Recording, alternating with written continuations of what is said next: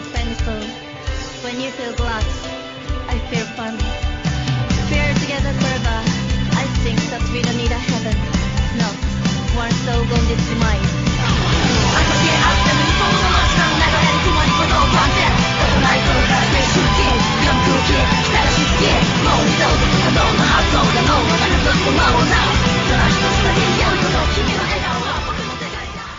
What's up, people? Welcome to a very special episode of the Eastern Lariat. I'm your host, Dillon Fox, and joining me for a very unique edition. We did it last year.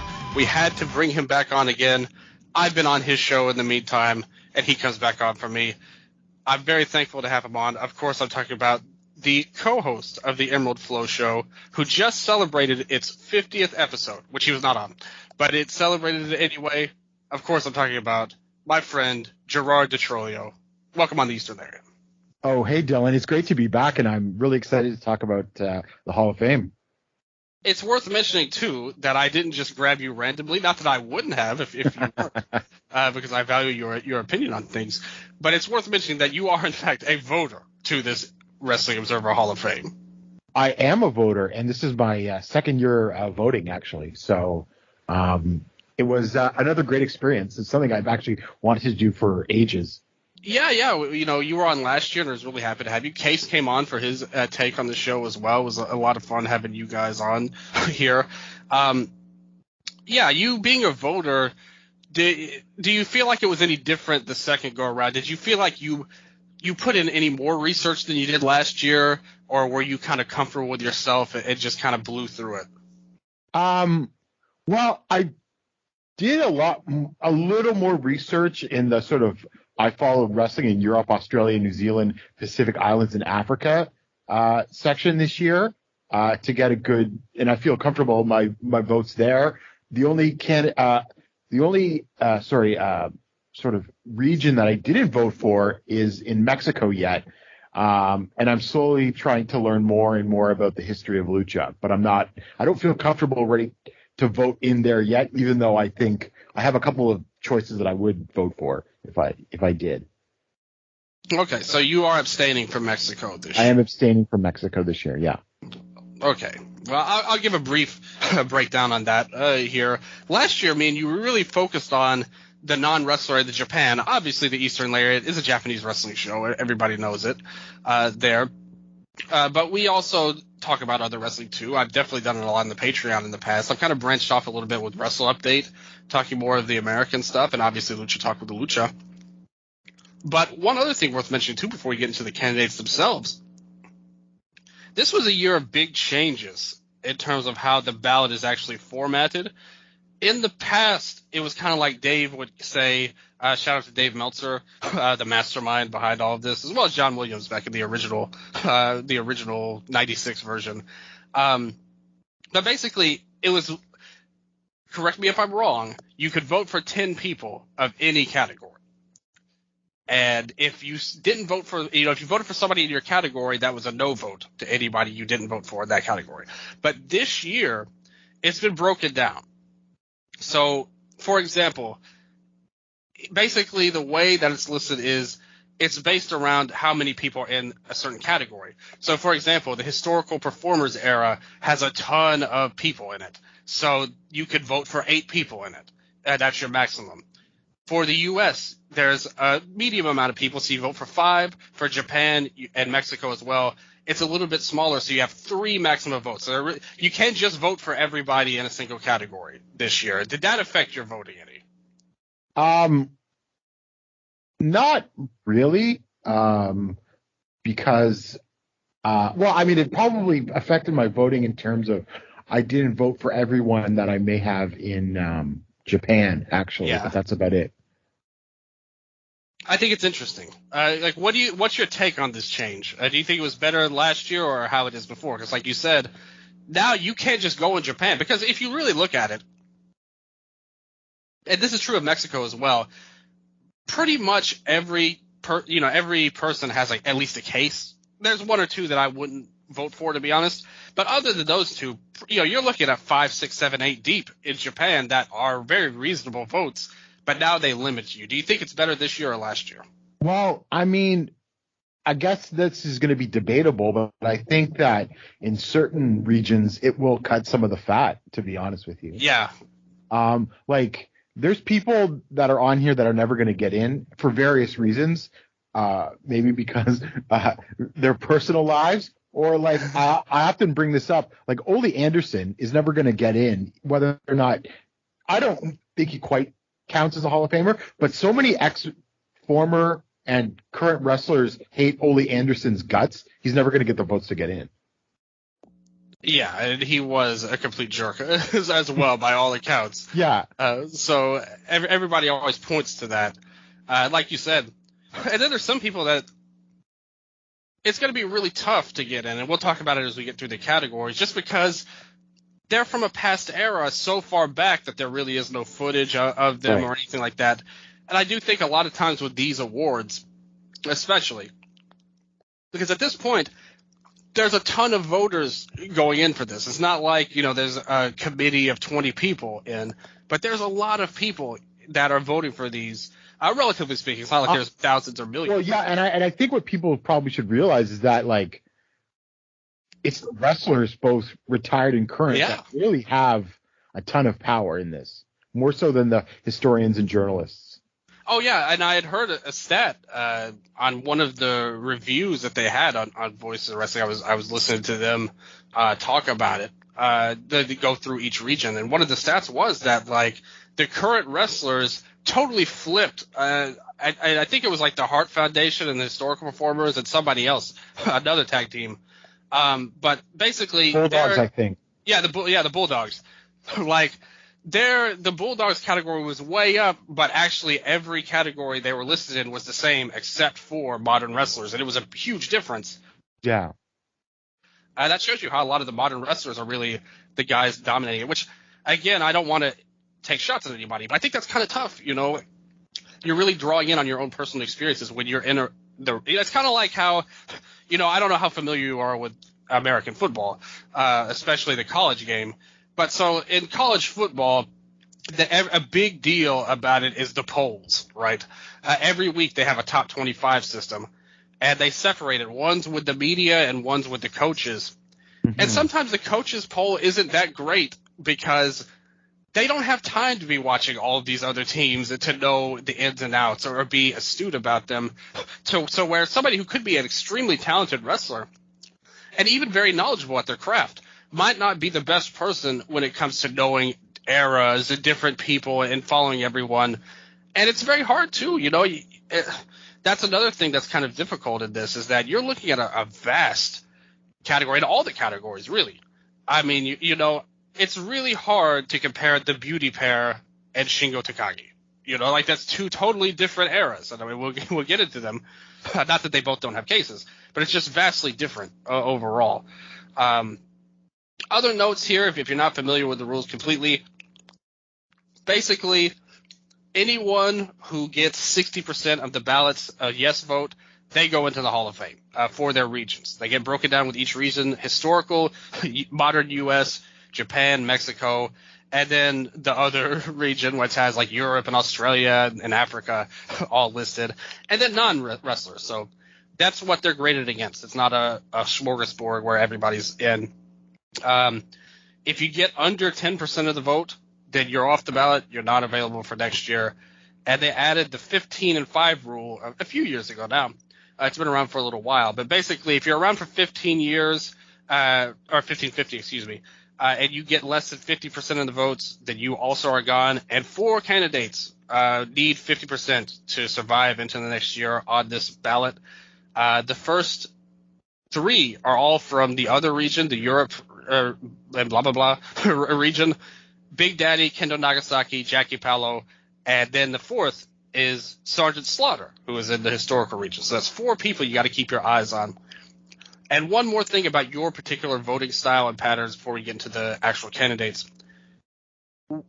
Did that factor into any of your votes when you sent them in? Were you thinking, oh, this he's on the cut line, so I'm going to prioritize voting for him over some other people?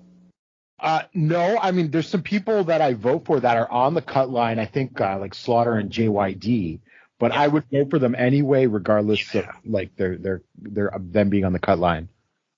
Yeah, good picks. right up the start there. I can already tell you're doing a good job. And the way they separate it is whether they categorize it as in-ring quality, your abilities as a performer, drawing power, and historical significance and influence. Those are 3 different factors. And basically, if you're a Hall of Famer in 2 of the 3 categories, then that's a yes vote. And if you're so overwhelmingly strong in a certain area of one of the 3, that's also a good yes vote, is how it's been categorized in the past. And we will see how you voted. Last year, we did a show going over a bunch of these candidates, so we won't go too crazy on the micro section of it all.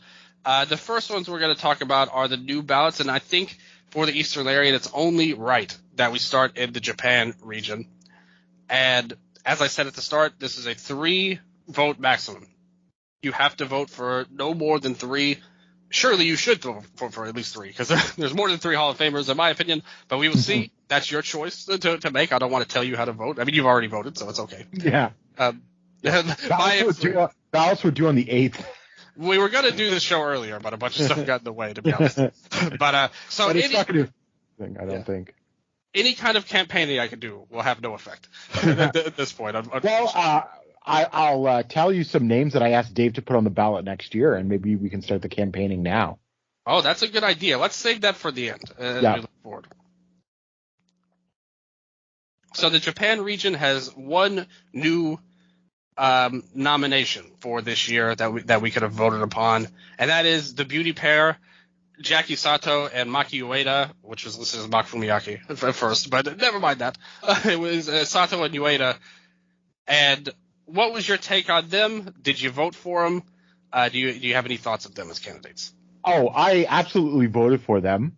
Slam dunk. I think really, if you think about it, the strongest candidates on this list in terms of just their historical significance to creating the sort of pop idol act in Joshi. And actually, what I didn't know is that as a condition of All Japan Women getting on Fuji TV, the television station wanted the wrestlers to do pop performances as part of the show, which I wasn't aware that was like a requirement of them getting on TV. So I thought that was interesting.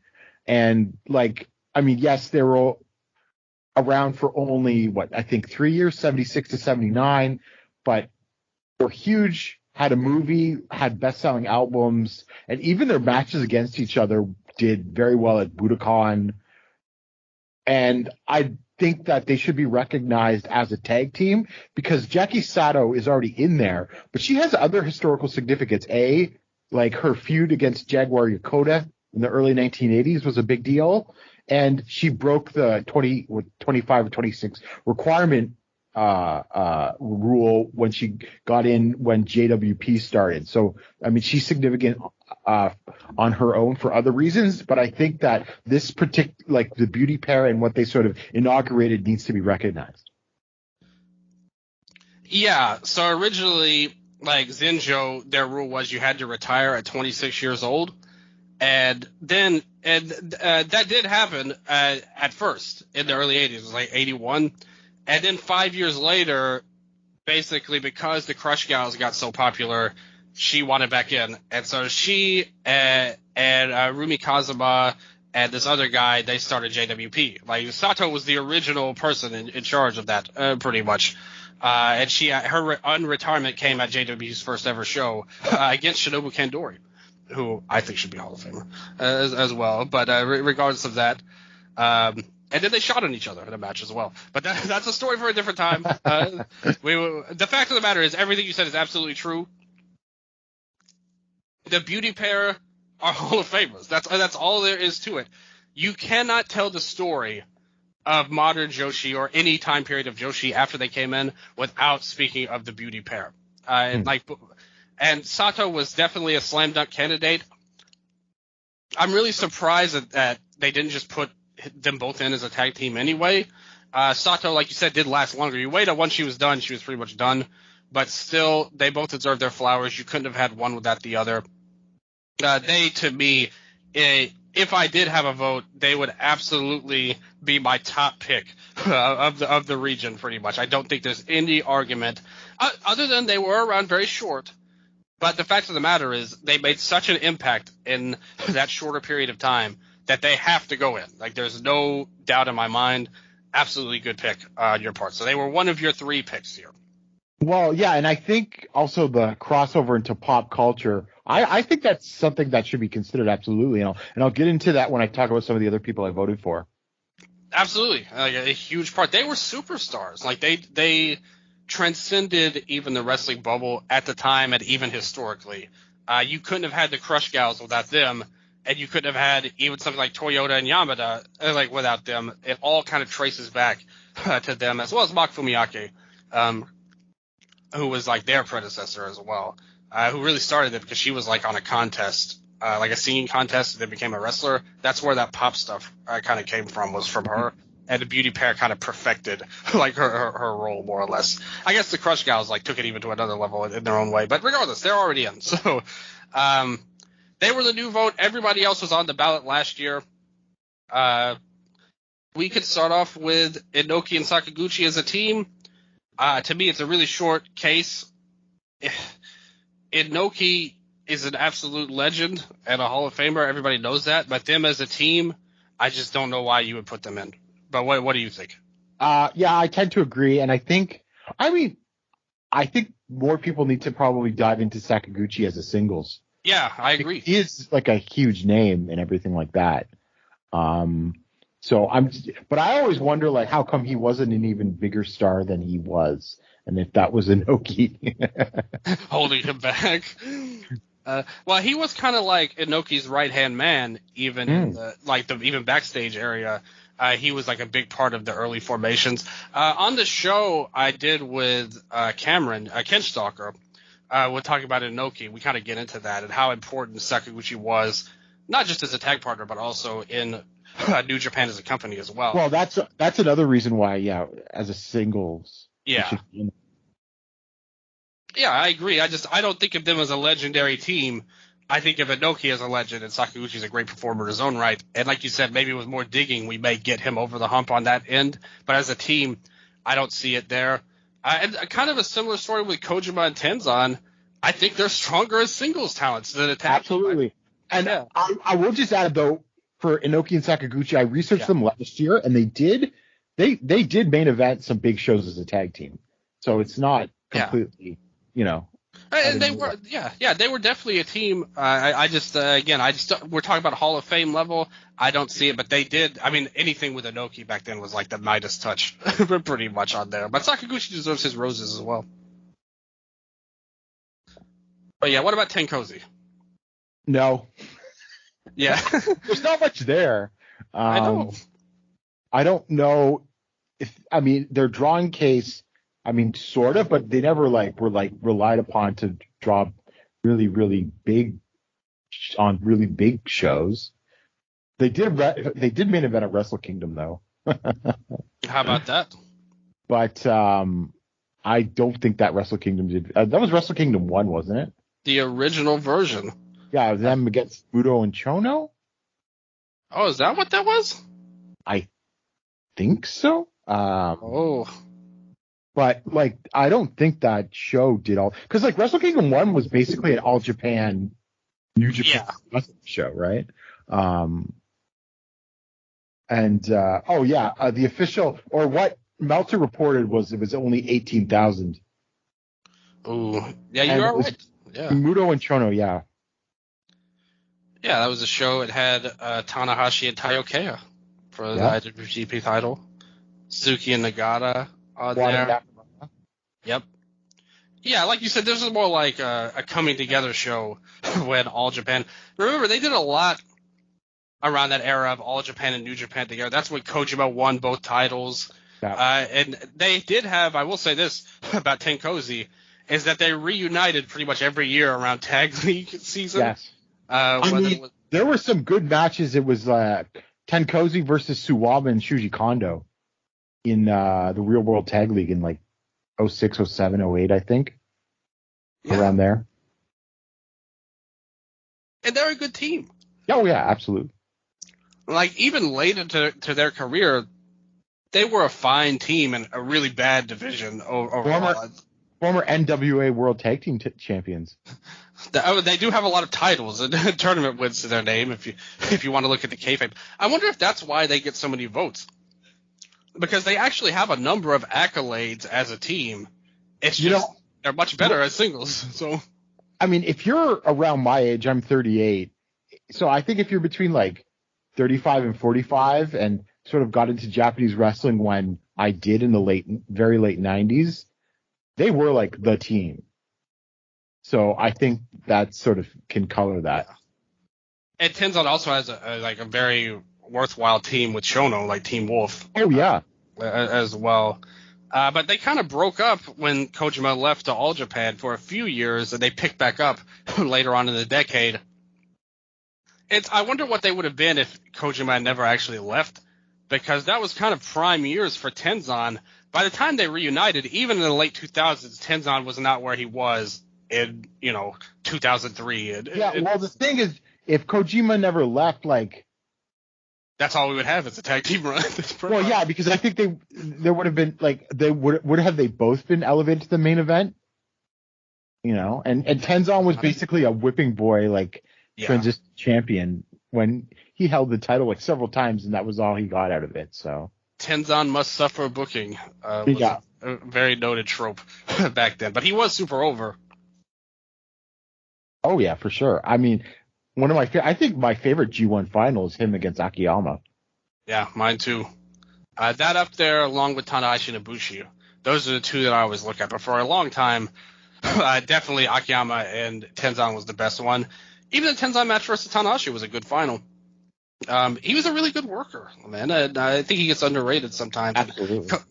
Kojima is also a really good player. Everybody knows that. And he was really hitting his stride by the time they reunited, 2005, 2006.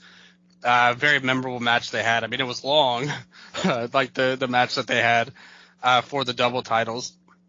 It sparked all kinds of controversy. Do you think that counts in their team run, like their battle against each other for the titles? I sort of think it should. Although I think someone asked Dave, and he was like, "No, it's specifically about the Toyota versus Yamada stuff." Yeah. And he was like, "No, it's like their work as a tag team." But like, I really think that any money you make off of the tag teams feuding after they break up should go into it, if you ask me. I mostly agree with that. With Toyota and Yamada, it's tough because their feud in the hair match it's not just that they feuded with each other. They weren't even broken up as a team.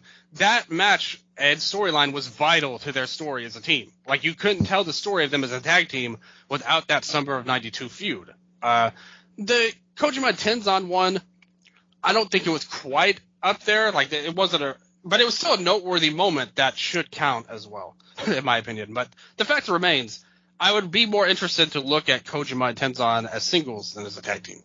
For sure. Absolutely.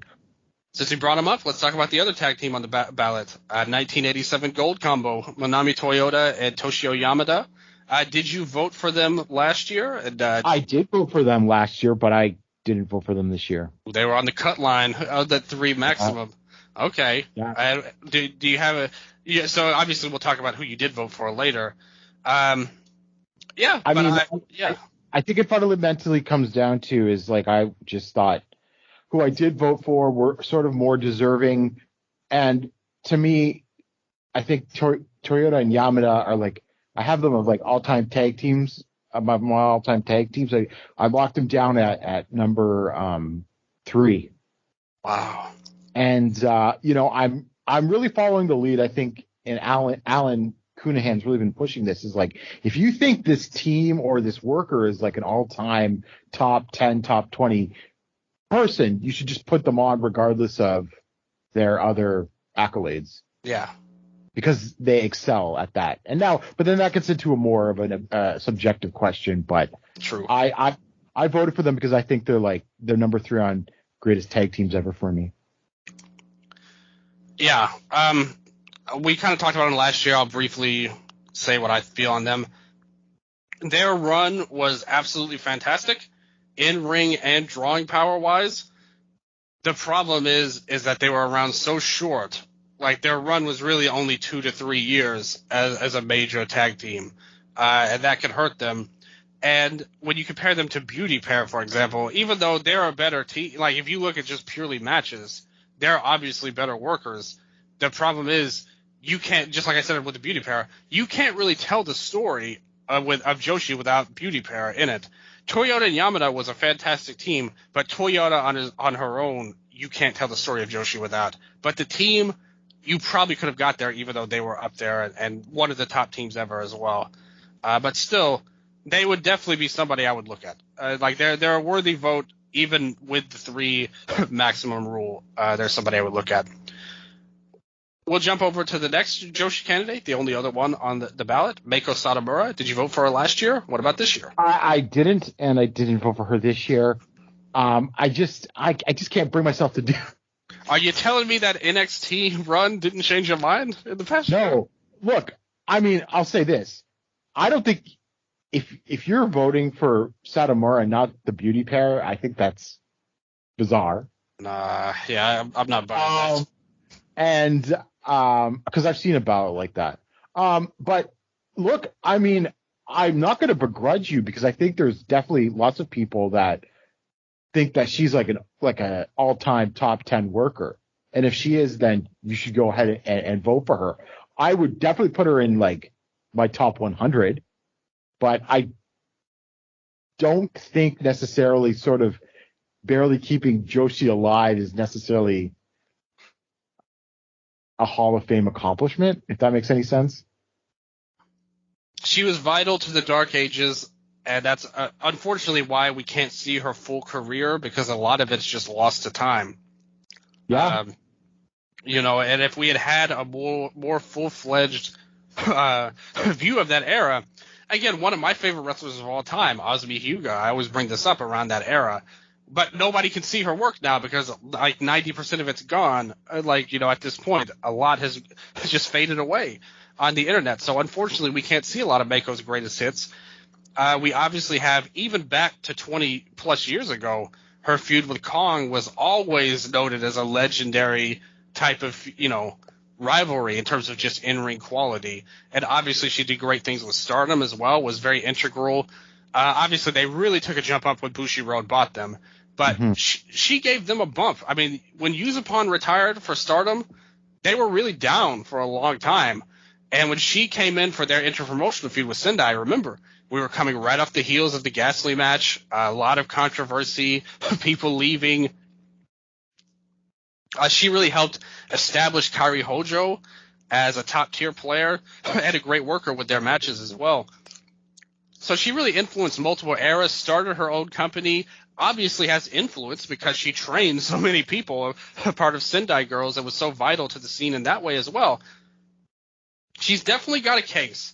I just think in total, there's nothing that – even during the Dark era, she was integral, but it's not like she was the only one there. Like, there are a lot of people. Toyota was still a factor, like, by that point. You can't just give her all the credit, is all I'm saying. She was definitely – Some people do. Some people do give her all the credit.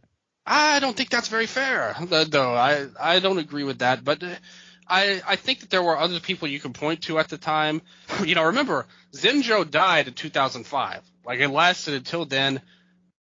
I would say the Dark Ages were probably – realistically probably closer to 98 or 99, maybe even 97 if you want to go way back. But then things I would say things changed for the better around 2011-12 because you had stuff with Kana being very famous on the indie scene. You had Yuzupon was a big deal for Stardom at the time. But, I mean, that's a good, 10 to 15 year period pretty much that you said the Joshis were in the Dark Ages, I would say. We can kind of, finagle on what's the exact case. But there were definitely other people involved. It wasn't just her. That's I'm not believing that, to be honest. And like, look at JWP. It lasted all the way throughout that time, more than Zenjo. And she wasn't a huge factor there, like to the extent of others. But regardless, though, she has a case. I wouldn't put her as a top tier priority. I wouldn't vote for her of the three, in my opinion. But she's good, though. Like, a great, tremendous wrestler. Mm-hmm. I'm probably closer to you. She would be closer to a top 100 pick than a top 10. But she's a great wrestler and somebody who deserves all the roses that she can get. Moving in, this is a very controversial topic last year when me and Case talked about him. And, in fact, he's so controversial that you wrote an article against his inclusion here that I saw. Clearly tried to troll me before we recorded. Here, well, in the interest of fairness, Voices of Wrestling also ran a pro Fujiwara article. Yeah, my friend Eric wrote that, and he's – like I said, I told him this on Twitter. If anybody's going to write an article about a shoot stylist, he's one of the top people I would trust for it. He knows what the hell he's talking about. We've talked about rings numerous times. Especially when I was putting in results on Cage Match, and when Jack Shares Graphs was putting all those ring shows up, man, those were good times. But that guy's really knowledgeable. He's a legit source for this stuff. But you wrote a counter article, definitely no shade on them. Hey, we've all got opinions. Some people are for, some people are against. I'm not begrudging anybody. And I read your article. Do you want to summarize that for the people out there? Why you think he's not a Hall of Famer, or did you write that and then just voted for him anyway? No, I did not vote for him. I think it's just I just think that all three of the sort of criteria, they just don't add up all together to a Hall of Fame vote for me. I mean, there's definitely meat on the bones of the argument. It's not like he's the worst wrestler on there, but there was always people ahead of him. And like, as I said in the article, as I researched this, I just gained more respect for Karl Gotch because all of his disciples were really all inspired by Karl Gotch. That's true, to be fair. And Gotch like sort of was giving like Funaki and Minoru Suzuki advice when they started Pancrase as well. That may be true. And you know, and I was going through like, I mean, look, this is again subjective, but I was going through like observer votes for matches of the year and like best technical wrestler, and you know, Fujiwara would appear, but he wouldn't get ranked very high, and there was lots of other Japanese wrestlers ahead of him. And like if you look, like again, look, I think the decline of shoot style is something that has to be taken into account. And look, your Takada, Maeda, are in there. Satoru Sayama's in there, although really that's really just for Tiger Mask, but you can accept it if you want. Minoru Suzuki's in there. Masakatsu Funaki's in the Hall of Fame. So all of those guys that were so pivotal were there, and I think Fujiwara is just a bit below them.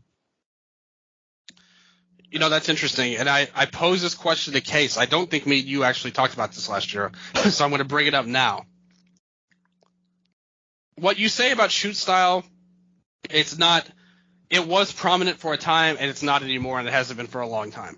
That's completely factual. Well, and also, the guys that wrestle shoot style now all more resemble Takada and Maeda than they do Fujiwara. And that's true, but where I'm going with this is, do we take away, like I said, in a hypothetical scenario, because right now, a lot of the high-impact style is prevalent in wrestling. Would you agree with that? Hard-hitting, big flying moves, and stuff that you would – Absolutely. Yeah, exactly. That's very prominent now. Let's say in 25 years, something that maybe we can't even imagine comes along. Maybe they go back to shoot style for all we know, or something crazy that we don't even think of ends up happening then. And the stuff we see now, it dies out and it's irrelevant in the future. Does that take away the influence that we've gotten from it to the point that it died out? Because I would argue Fujiwara was heavily influential, but not in a long time. You know, like, you know, at the time, I mean, he directly predated battle art style. You know, trained a lot of the guys there, came in there, was very influential. They were a top. People forget Battle Arts was very successful in the late 90s when they started out. They had big shows. They were bringing in crazy foreigners, Bob Backlund and all these people, and they had big warriors.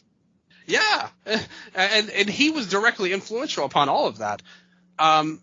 So does that not count now because we're away from it all, or should that count? Because I personally think it should count the same way I would count somebody who's very influential in the high flying range, even if that dies out in the future. Well, high flying has not died out. No, we're talking about a hypothetical scenario entirely with this. And I'm not saying that's even going to happen or even likely at all. I don't think it will, for the record. But I'm saying if it did, let's say a scandal broke out and there was a dramatic industry-wide shift to tone down high flying and everything went back to ground-based wrestling somehow. That wouldn't take away the influence that high flyers would have, even if we look at it years from now, in my opinion. Sure. And it's not that there aren't, like, there's still elements of shoot style. I mean, look at all the clean finishes in Japanese wrestling. Well, yeah. That wasn't necessarily because of him, but because of the shoot style. Yeah. Right? Yeah. So, again, I think it's – yeah, so – but though a lot of the biggest stars are already recognized, and I think Fujiwara just sort of falls below that, as I said. So, I mean, the question is, how much of that influence do you want to tie directly to him? Now, you can link that to Battle Arts, absolutely. But, I mean, Battle Arts also – I mean, yes, they were very successful for what they were, but they were not – I mean, they weren't even FMW. They died out after their sponsorship, and it was a short run, like with Battle Arts. As much as I love them, they're my favorite company of all time. But the fact is, they were very influential, and he was very influential for them, along with many others. Again, he helped train a lot of great wrestlers in the past as well. Even later on, remember, he was one of the main coups for All Japan when they brought him in for the Champion Carnival in the early 2000s. And he did good numbers when he came in as well in the main events of those shows. I don't think we can completely dismiss him as a draw, either an important figure. Whether he's lesser than some of these other guys, I mean, obviously, if you compare him to Maeda and Takada, I mean, let's face it. The truth is PWFG was much, much less successful than the other two. And I get that as well. And then I think that the influence has to be counted, but it's more of a subjective philosophical question that you have to ask yourself to count it. To be nice, that PWFG Dome show did like a legit 25,000. Yeah, that's true in an era where things were kind of inflated a lot, but still. No, that was pretty much like it was reported at the time that they did big walk up at the end, and it was generally considered that was like I think they might have claimed more than 25, but I still think that's a feather in Fujiwara's cap, no question. Yeah, and he did, like I said, he did draw a lot there going in there at those times, like you said. But if you compare him to Maeda Takada, he doesn't really have a leg to stand on that level. I just don't know. Like, could you compare him to other people? I mean, we're going to get to some people on these other ballots where they never drew anything that you could report that they did, like that Fujiwara did, rather. Like some of these guys we're going to talk about on the American side, especially. Can you really claim anything for like some of these people? I don't think you can. So I think when you look at the Hall of Fame standard that we have now, I think it's worth. Let's put it this way. I wouldn't put that as a negative on Fujiwara. Maybe he's not at the Hall of Fame standard, but I wouldn't take it away from him. And the influence I would say is great. So really now we're at the point where the deciding factor is the in-ring work. And this, again, this is completely subjective. What would you rate him as on that? Would you say you were a fan of his, a big fan, you think he's one of the best ever, or would you say you didn't even like him? Oh, no, he's a great worker and lots of fun stuff and like the headbutts and everything. But he's like, again, with Satomura, like I'd put him in more of the top 100 than the top 10. Okay. I would recommend everybody out there to read both Gerard and Eric's articles because they both have good facts up and down. And I think that's where, also in Eric's article, he had a ton of matches too that you could watch if you're maybe not familiar with them. But if you like hard hitting and submission based wrestling, Fujiwara is a dude to look out for as well, I would say. Do you give him a lot credit for the New Japan stuff in the late 80s, which he was a major factor in, but maybe wasn't the dude of the feud? I mean, obviously he was a key role in that, but but if you sort of like go back, it's like, okay, well, Maeda and Takada are the guys. So in my article, I like compared him to like Scott Hall or like Tully Blanchard and Arn Anderson. They were there and people remember them, but they weren't like necessarily like the driving forces of these factional feuds. Worth noting that they never got to have the Maeda and Inoki singles match that we wanted, where you did get the Fujiwara and Inoki match, which did draw very well. Mm-hmm. But it's an interesting case. Like, it seems like this is a guy that's going to be debated forever. He trained a lot of great wrestlers as well. I do think that needs to count for like not just the Battle Arts guys, but then you look at the Pancrase guys that he was heavily involved in. He helped train Maeda and Takada, if my memory is correct, that as well. So he deserves credit for that. Kandori was a disciple of his. I mean, this show is really about is trying to get Shinobu Kandori nominated for the Hall of Fame, I think, ultimately. But it all started with Fujiwara.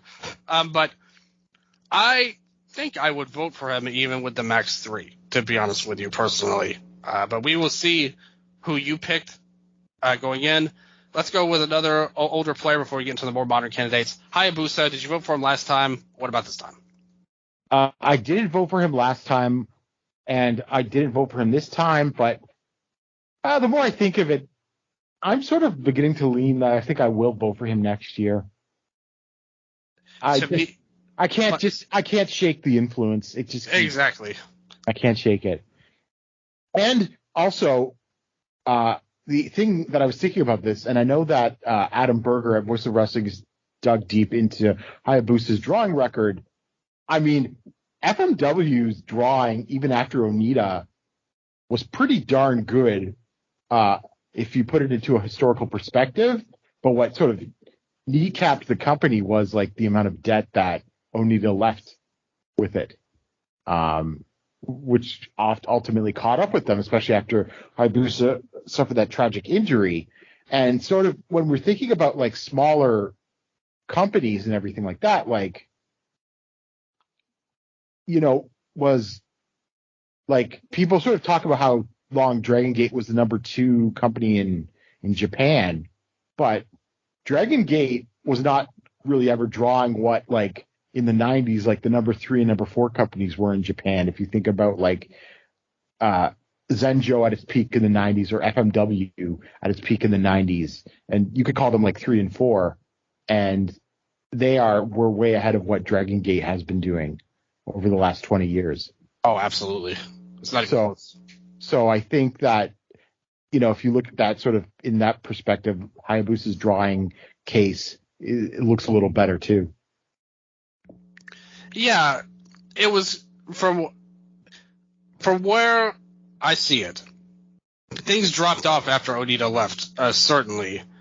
And then when Hayabusa had that injury, the company died, pretty much. Like, it was a complete cratering when he left. So there's pros and cons, but there's no question that he may be among the top influential cases of anybody. Well, look at Will Ospreay. Exactly. Which I think also, because of that, maybe we need to re-examine Marufuji, because he dropped off. That is true as well. He was on the ballot, and he fell off, along with Sugiura as well. But Hayabusa, so influential to all of wrestling. You will see a Hayabusa knockoff in a million different indies, whether it's in America, Mexico, like England. There's been those guys that have come along for decades now after his retirement. Just an unbelievable performer in that sense. In-ring wise, he's really kind of a hit or miss guy, but he's kind of like, in my opinion, when I watch him, he's almost a poor man's Toyota in some ways, because he's known for being kind of this sloppy type of dude. Like a spectacular guy who sometimes didn't always stick the landing. It was kind of messed up a lot. But in a way, it was kind of good for his particular character. Yeah. The guy who is fighting against the vein of this, like, not an indie company like we would know now, but the underdog, like outsider company that is FMW. He is the new leader, the young guy coming in, that never really got past the torch, actually. Like, Onita never really put him over. But No. regardless of that, he was kind of the next face, and he was fighting against that. So he had to do this crazy stuff to help himself and the company. It fit his character to be that way. So I used to actually not like him that much, but as time has gone along, I've warmed up to him as a wrestler. Absolutely. Well, I mean, when I started watching Puro, I mean, he was still active, although FMW was sort of a bit of a joke because that was peak for Yuki. Yeah, sports entertainment but philosophy. people were still like all about Hayabusa in 96, 97 for sure. H doesn't have that historical legacy that Hayabusa had. Ed Shawn Michaels coming in Yes. that time. It was that's also another thing I've kind of grown as historical. It doesn't really have anything to do with the Hall of Fame, but a lot of years that got criticized. But when you compare them to like an All Japan, for example, All Japan just kept doing the same stuff over and over until it got really stale. Yeah. At least FMW tried to do something remarkably different. It sucked. It wasn't as good as the stuff that we saw before, but still, at least they tried something different, and I appreciate that. Yeah. So let's get to the last three, the more modern candidates here. CIMA. I did not vote for CIMA last year. I did not vote for CIMA this year. I will. You will not vote for next year? I will vote for him next year, I think. Oh, okay. Because I think my other two are getting in. So yeah, you might be right. So, yeah, I mean, CIMA, again, clearly a draw. Not a huge draw, but I think some of the drawing has to be in a feather in his cap. Like the way that Dragon Gate business dropped when Strong Hearts left, the way that Strong Hearts, spiked Wrestle One attendance, because that was their first big stop. I mean, obviously he's had his failures with OWE and whatever Great is now, which is a company that's going to fold as soon as Ledette decides to stop pouring money into it. Like, let's be honest. That's probably what's going to happen. Yes. I'm someone that generally enjoys Great and doesn't have the contempt for it that some people do. But, I mean, I think that's probably just facing reality on it. But again, CIMA, I think you could say CIMA was top, 20 worker, top 30 worker, definitely top 50 worker for well over a decade, and just incredibly influential, too. Yeah, I think influence is his main sticking point that you would go to. But pretty much ever since, I think he's actually a better overall wrestler than Hayabusa was. Much more clean cut. Yeah. The other two, it's like Hayabusa's better than you at both of these things. Your calling card, both drawing and influence. I would put Hayabusa above CIMA personally. And CIMA's great. I don't think he's a bad vote if you vote for him. In fact, if we had unlimited options, I could definitely see myself voting for him because he did mean a lot to Dragon Gate, especially, and the style that influenced, that really helped influence a lot of wrestlers, which he was kind of the head honcho of making. And also people bring up he helped discover. Well, he didn't discover the Bucks, but he gave the Bucks a big spotlight, and Ricochet and some foreigners too. Pac, yeah. Uhaa Nation, that's another one. Apollo Crews. Yeah. So. Yeah. That's all fair. He's a good candidate. I wouldn't put him in my top three, but if you did, I really don't have an argument against him. That's why I just felt there were more. That's the thing. CIMA was always someone that I just barely missed out on. Yeah, I still would put Hayabusa above him, though. If you vote for CIMA, not Hayabusa. Yes, I probably would do the same. Yeah. Yeah, and if you were mentioning who's getting in, if Beauty Pair doesn't get in, we have to ask some questions about everything. I would say, because it's just. From my understanding, Beauty Pair is trending to go in. So that's true. We do have the Hall of Fame ballot tracker on Twitter. Yeah. That we can consult as well. Last two here, the two most, probably the ones that our listeners probably know the most of on a personal level. And very similar cases, sort of, in some ways. Yeah, let's talk about him. Let's start off with the Stone Pitbull, Tomohiro Ishii here. He's another controversial guy because he's a guy that certain voters like to kind of poke at a little bit as undeserving. What's your take on him? I mean, I'm voting for Ishii. He deserves to go in for the longevity of his work, how long he's been a high-level worker. I know that I think he was an amazing worker even before, like, when people thought he was. Going back to, like, Michinoku Pro and Ricky Pro and that sort of thing. We need more of this to make tape, though. Like, we want to see more of him back then. Yeah, and so I think that he should get in work alone for longevity. He made the G1 Climax is a draw because, at least internationally, because of Ishii. You could apply that to New Japan World as a whole. Remember? Oh yeah, and look, here's the thing. On its own, it's not a Hall of Fame drawing case, but he's a draw in the States and in the UK, and he has headlined some pretty decent houses in Japan. So every time he's gotten a chance, he hasn't been unsuccessful. The problem is he doesn't have there's no real, there's a very, very small track record of him being a main eventer in Japan that you could look at. But when he has gotten the chances, he's never not succeeded. He's always been a good draw. I mean, he can sell out like a Edion arena or something. Yeah, he just never got the. But yeah, he just never got the ball. Like, who's to say how far he would have gone? Like, if they could have, But I guess that's kind of like a negative too to a lot of people, is that ultimately, I think to a lot of people, he's not a main eventer and never was, so he shouldn't be a Hall of Famer. But what you're saying is more accurate to the criteria as Dave Meltzer listed to the Hall of Fame. It's stated directly that if you are over the top in one of the three categories, then that is a valid Hall of Fame vote. Mm-hmm. And you're saying he's an in-ring candidate. I agree. Like, I think, like, of everybody on this ballot, nobody has his longevity of greatness. Well, okay. Also, I think that his historical influence is positive also. I totally agree. I said that last year, the case that he was very underrated influence-wise. You look at how even people on his own roster, compare how Shibata and Goto worked before Ishii got his big push in 2012 and 13. Watch Shibata before he came back to when he came back and started wrestling Ishii. That's a totally different wrestler that you can see there. And not to mention all of the Ishii clones that have spawned from his style that he was completely at the forefront run. Totally influential player in the modern era. Yeah. And it's like, well, everyone has their list of people they want to see against Ishii, right? Yeah. Kingston's, or like in the UK, you've got like Luke Jacobs now, who's also like a, shorter, rounder guy like Ishii and everything like that. So, yeah, absolutely. Yeah, even now, I mean, he was among the top MVP candidates for this year's G1 as we speak in 2023. I would have put him up there along with Ospreay.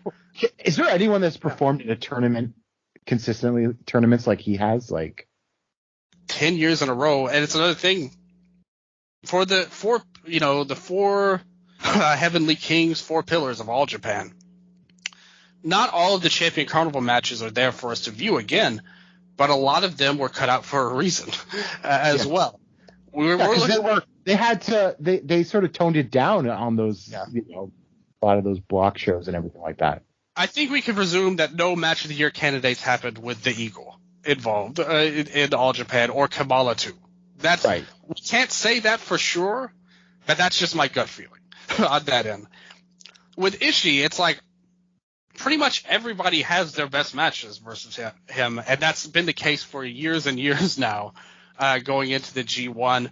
Even if it's somebody like a Taichi coming in. I mean, he was rated as a horrible worker for so many years, and then he had the big match versus Ishii in the G1. That sprungboard to him doing great things with the team with Zack and doing a lot of great wrestling afterwards. Ishii had, again, Shibata's kind of big return match, the first match that really got a lot of buzz that he had. Him and Goto have had great matches. Him and Tanahashi, like legendary match to me. And we are still waiting on his well-deserved title shot for him in 2016 in the G1, which he never received. I think he's one of Omega's best opponents. Yeah, I agree with that. A very underrated series of matches they had as well. Like I said, you can go up and down the list, and he's had great matches with everybody in the New Japan roster to a greater extent than I think anybody could. So, yeah, in-ring, absolutely. Like, I would put him up there. Historical significance and influence, I definitely think he has a case At drawing power, he never really got the chance, but I don't see any evidence that he was a negative draw or he failed. No. And I think, I mean, maybe this is grading on a curve, but the fact that he can still be like a low-level draw in other countries, I think, is something. Yeah, it's worth mentioning. It's no doubt about that. But yeah, I think he's a great candidate, definitely in the mix for a top 3 spot in my opinion. And then the last guy in Japan, Shingo Takagi. You said their cases were very similar. Why don't you break him down? Well, I mean, it's also a work case because we're going on 20 years. I think next year will be 20 years of Shingo. Yep.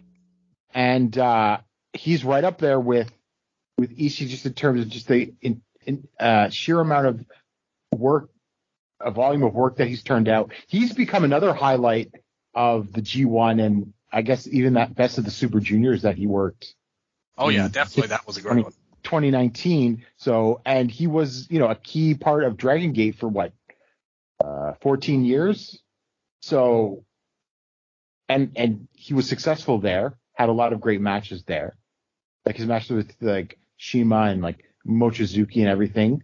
So I think it's all there. He might have a better drawing case than Ishii just just over the long haul. And he get the chance to be the champion in 2 different companies. He was the main guy. Yep. So I think it's all there. And he's a bit of a draw internationally as well. Totally agree with that. I would put his drawing case, like I said, it's not a Hall of Fame drawing case on its own, but I agree, and that's what I was going to say. It actually makes it stronger than Ishii, in my opinion, actually. Yeah, I agree with that. I think his drawing case is much better than Ishii's just because with Ishii, we don't have evidence that he's a non-draw. But we do have evidence that Shingo has been successful multiple times. I mean, his run in Berserk, that was one of the peak periods of Dragon Gate when he was the top heel of the company. And then obviously he's done a lot of great things. I personally never thought he would be the world champion when he went to New Japan, but somehow it happened. Some of it was more of circumstance. Yeah, absolutely. Ospreay leaving, Ibushi had the meltdown with the injury and all that. It took a lot of dominoes to fall, and ever since he's lost the title, he's been basically Ishii level. It's funny because I think the fundamentals of New Japan are strong just in terms of how much young talent they have. Like clearly, look at what Shota Umino is now able to do. Yeah. But I think their downcycling of Shingo was a huge mistake. He had a lot left in the tank. Absolutely.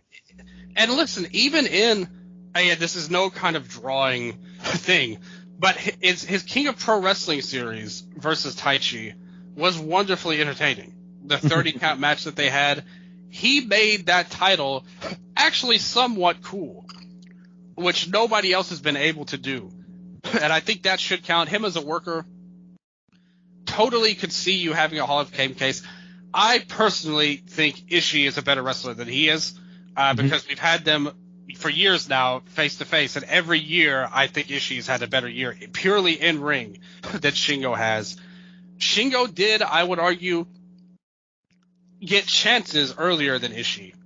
He was a main eventer by the late 2000s in Dragon Gate, Shingo was. And even from the beginning, him and BB Hulk had the start of a legendary feud, even, in their early days, 2005. They had a fantastic match, and they've wrestled a bunch over the years. He meant something to the company. Great character. And, I wouldn't argue against him, surely, but I personally the thing is with Ishii, I see him as one of the greatest in-ring performers of all time, to the point where it's overwhelming that he has to be considered up there. With Shingo, he'd probably be in my top 100, but I don't see him as high as Ishii on my all-time list. Even though there's a case, I wouldn't completely discredit you if you think he's one of the greats. But for me, I don't hold him in that esteem. And I really don't hold him on any of the 3. Influence to be determined, I don't think he has much of a case, to be honest with you, at this point. In years later, maybe we'll see another hypothetical scenario. I think you can say him making being on top of Dragon Gate when it was the number 2 promotion is a certain level of historical significance. I suppose. I count that more a drawing power more than anything, but that's just me. You're not necessarily wrong with that. And again, it was like, to me, that's kind of like the last high point they've had was when Berserk was at the base. Because remember, Berserk kind of transitioned to Antios, right? And that sucked. Like, a lot of the fans really got turned off by all of that. Then the Strong Hearts left, and things took a big hit. And then he left, and things took a big hit. So, like, Dragon Gate, I don't think has ever gotten to the heights they had since he was the champion in his heel run. Well, there you go. Just another. Although I like Yoshioka's reign personally, but it wasn't. The company was not clearly as hot as it was when she was the champion. So yeah, who are your 3 overall to kind of wrap this up that you voted for in Japan? So Beauty Pair, Ishii, and Shingo Takagi. Okay, you went with both of the modern guys here. Okay, so you don't have to choose. I'm putting them both on there. You said. Yeah, and next year. I'm probably going to be voting for Shima and Hayabusa. I definitely think Beauty Pair's getting in. The other 2 will be interesting. I think Ishii actually has a better chance of getting in than Shingo.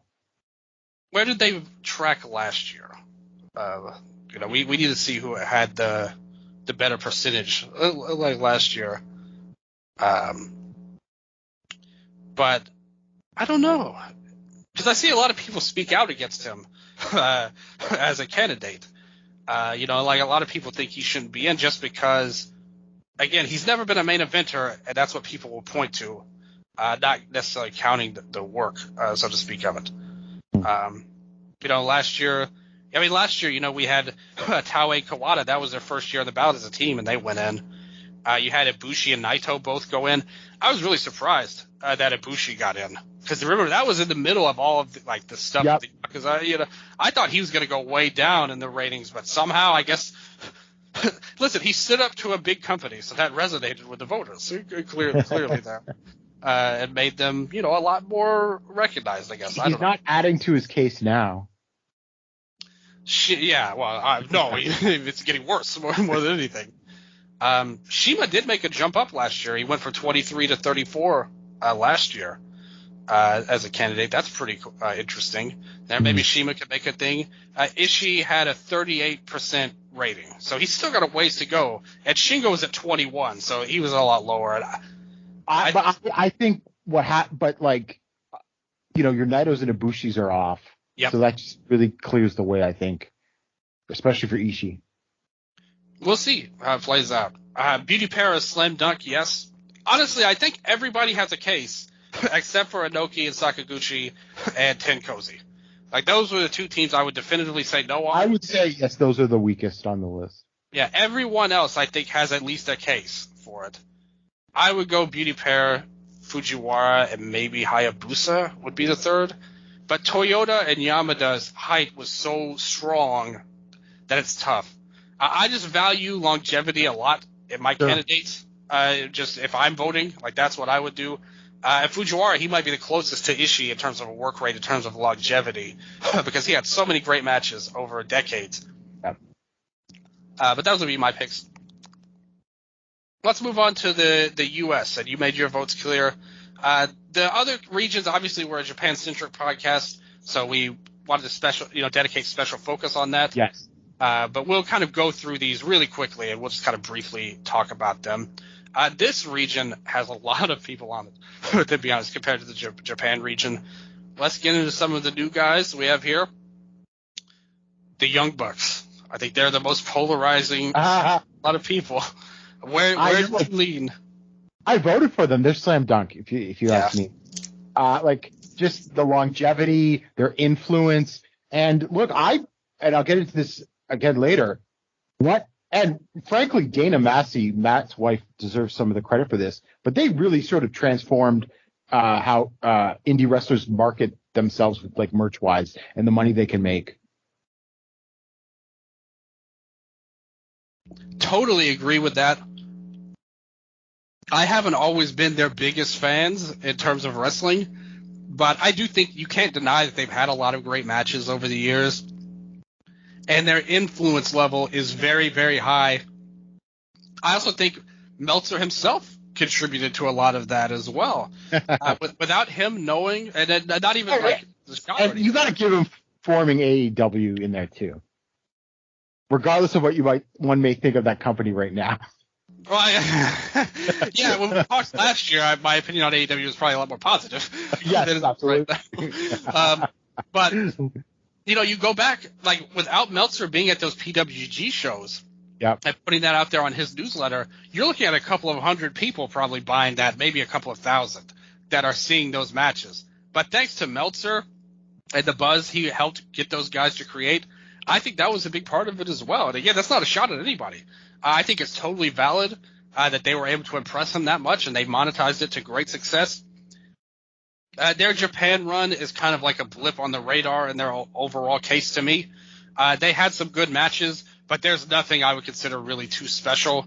A lot of times it wasn't even their fault, just the nature of the junior tag division. You're just not going to be able to have that many great matches. Yeah, everybody knows Gato's tag team booking is bizarre. Yeah, exactly. No real sense that they made a big difference business-wise. But in America, I don't think I think they were very important for New Japan's overseas expansion, though. That's true. Maybe Omega was the top, but they still had a major role to play. That's true. I really think they missed the boat. Like, they should have had a plan ready for New Japan America after that tag match the Young Bucks and the Golden Lovers had. Like, that should have been immediately set up. Like, they had the buzz there to do something really special. And unfortunately, like, the thing is, the New Japan in America, it kind of left when AEW started. And I mean, obviously that's a good thing in their case because they were a big part of that. But I don't think them leaving really hurt New Japan that much compared to Omega. Oh, but no. It definitely helped AEW though to have them along. And they've had some great matches. Their series with the Lucha Brothers was awesome. Yeah. This trio series they had this year with the Lucha Brothers and Pac, they've done some big things. There's been some stuff I didn't think was super great. And definitely, I don't think they're a great fit for any TV company, actually, just because their promos are just – they're not great, to say the least. But in terms of an in-ring talent, they definitely mattered. They mean a lot to the company. Their influence level is so high, you can't deny that. And I think that they've been going for, almost 20 years now, like in the ring. We're getting there, yeah. Yeah. They also helped along PWG. They were major factors as well, and one of the top. People were getting, like, indie companies were naming shows after the Bucks. Yeah. Like, they were like a top indie draw. How much do you think, because we mentioned it with Satomura, that her keeping the Joshi scene alive, or being, that's really not true, but being a very big part of keeping it alive during the Dark Ages, that's not necessarily a Hall of Fame level thing to point at. Would you say the same about an indie team? Like, also, would that be a Hall of Fame level draw to you to be a top indie draw in America?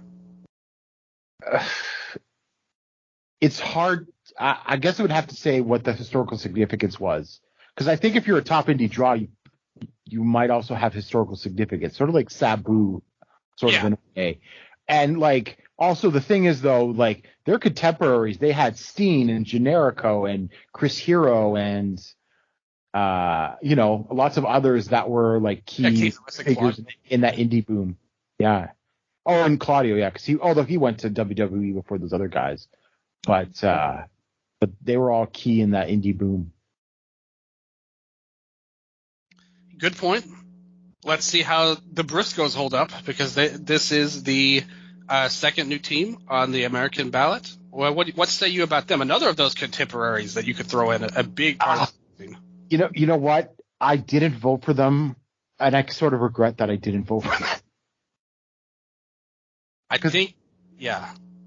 The more I think about it, the more you can say they had 20 years almost of incredible output. I think what you're doing is you're going on their work, which was they had lots of great matches over a long period of time, and I think their promos matter too. Oh, absolutely. Absolutely. Best promos. One of the best promos of the 21st century, as far as I'm concerned. Oh, yeah, 1,000,000% agree. Jay cut some amazing promos. Yeah. And Mark was an integral part of the team, and they were great as a team. Obviously, everyone will point to Jay's singles run. Yeah. And Mark is building his on AEW now. I just had a singles match of Dynamite earlier this week as we record. But promos in ring, they are just an amazing, amazing team. Like throughout all of their years, I personally hold them in higher regard than the Young Bucks in the ring. And they have great longevity. They don't have the historical significance or the influence that the Young Bucks would have. Yeah, I think the Bucks are going to be a bigger influence 10 to 15 years now in terms of the teams. I agree. And they did bigger things with what they had with the Bullet Club and the Mania that they had during that shorter period. The Briscoes never got to the heights that the Bucks did. But for an overall consistent team, I think they have to be up there. And it's going to be very interesting because it's always said, and sadly to say, in the Observer, the death bump is always a big factor in some of these, and this is their first time in. Is that going to play a role in this?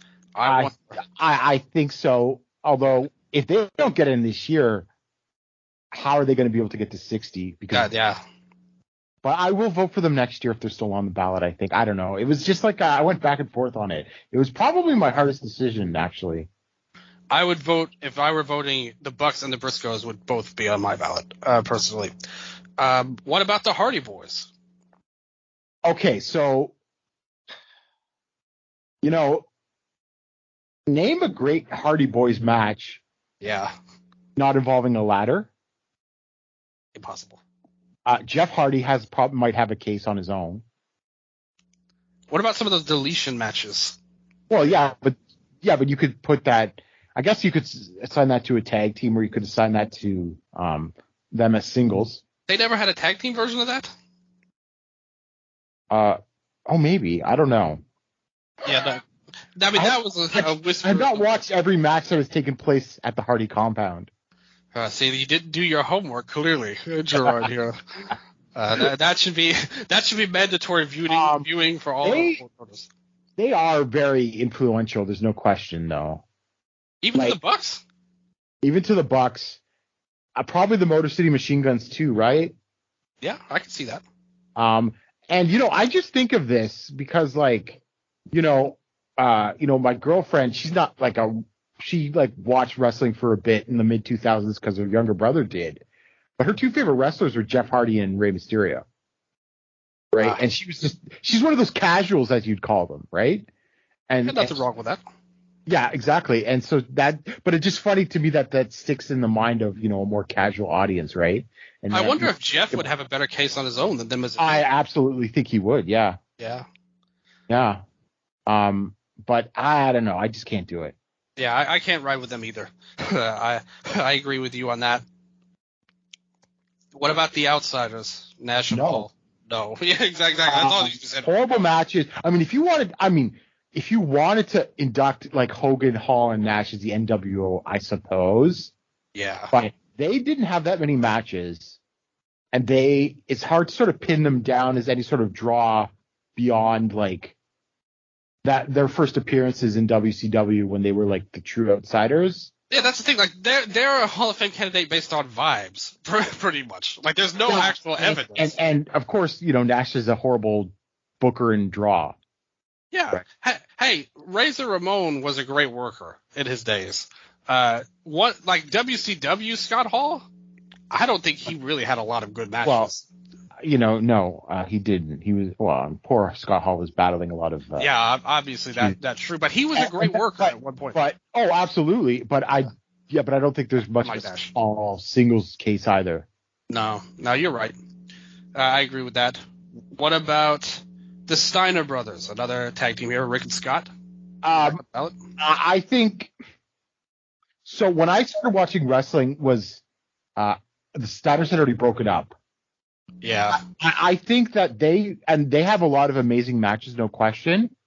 But I think if you were a 10-year-old kid watching WCW in 1991, 92, that's going to have a very different effect because they do get a lot of votes. And I think there's a lot of wrestlers that vote for them. I just don't think. I just can't put it all together. Yeah. And if you look at the influential tag teams, I do think the Hardys were probably more influential than the Steiners. If you think about current today. I agree with that. Like, when you put it that way, like, you're right. Yeah. And the Bucks are going to be more influential over time. And Rick Steiner obviously hasn't helped himself, but even from the criteria, I just don't think they measure up. Do you think what happened earlier this year with Rick and being transphobic is going to hurt Absolutely. them? Yeah. Yeah, I know. And it was nice to see, the wrestling community be very,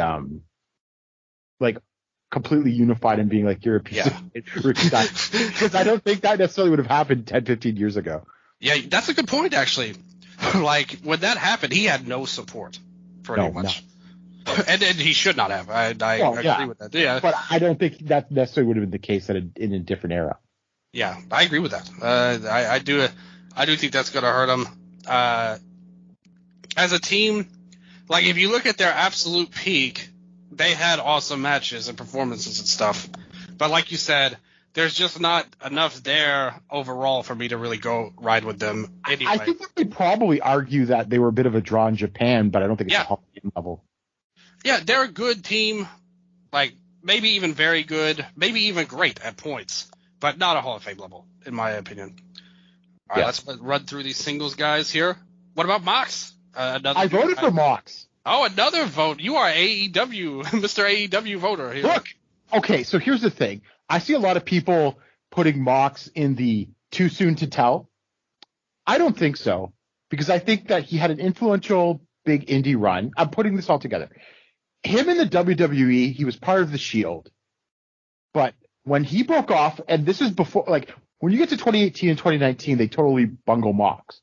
But 2015, 2016, he is one of the most over guys he worked 200 matches in multiple years in WWE, maybe even more than 200.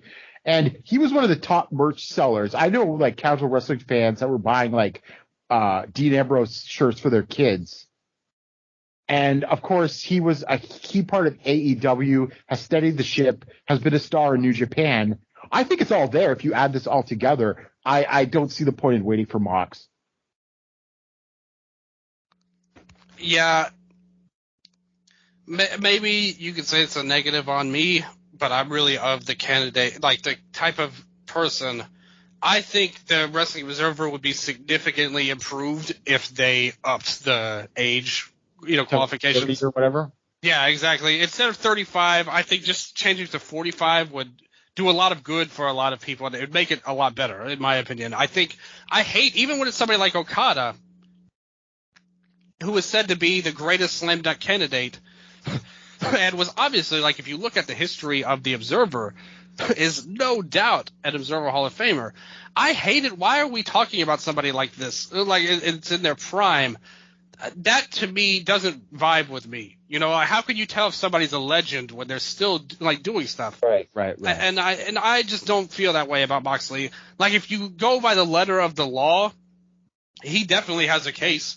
I mean, he's been very, very important to the world of AEW, especially. I think that's really where he made his bones, pretty much. Great matches. A lot of people have definitely put him up as a Wrestler of the Year level candidate even this year. Great promo, great guy on TV to have. There's really no flaws in his game, other than, like you said, the end of the WWE run when he was less motivated, you could point at, but who can blame him, man? I mean, they were having him. He was a pretty big star at one point as a singles there, though. Yeah, he was a top star at one point. By the end, though, when they had him wearing the gas mask and all that, everything fell apart, and he sucked, and even he probably knows he sucked pretty much by then. But regardless, though, I would not feel right voting for somebody like him when we have legends that aren't in the Hall of Fame, and you're seeing a guy like this. It just doesn't sit right with me. And again, maybe I'm wrong, maybe it's my fault, but that's just how I feel about it. I would not vote for him. But you are well within your right too, and you made a lot of good points as well. Do you think he'll get in the overall vote? That's I don't know. Close. I'm more confident in like the Bucks getting in. The Bucks, I think, are definitely getting in. I think Moxley might crack 50, but I don't know if he'll get in. I don't feel slam dunk on that.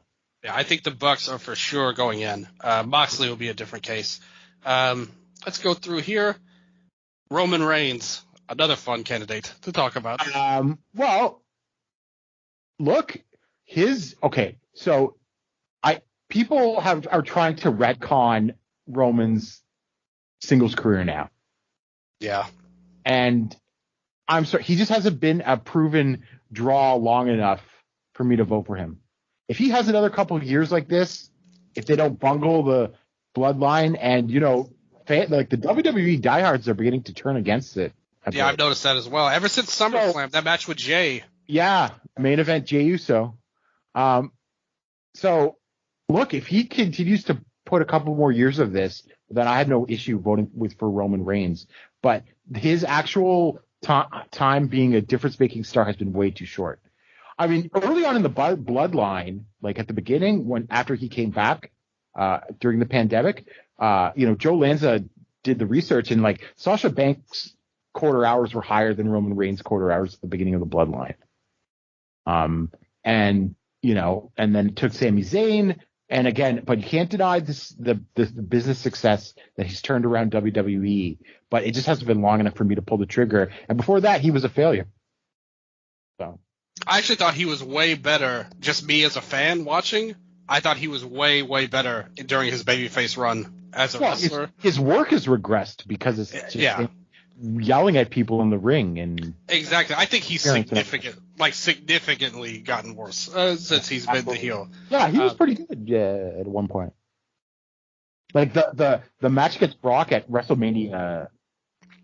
31. When he had to sell, I thought that was a great match. Yeah. Personally, you have all the Shield tags, which he did a great job in. Of course. I really liked him as a worker. I thought he was kind of underrated for a while.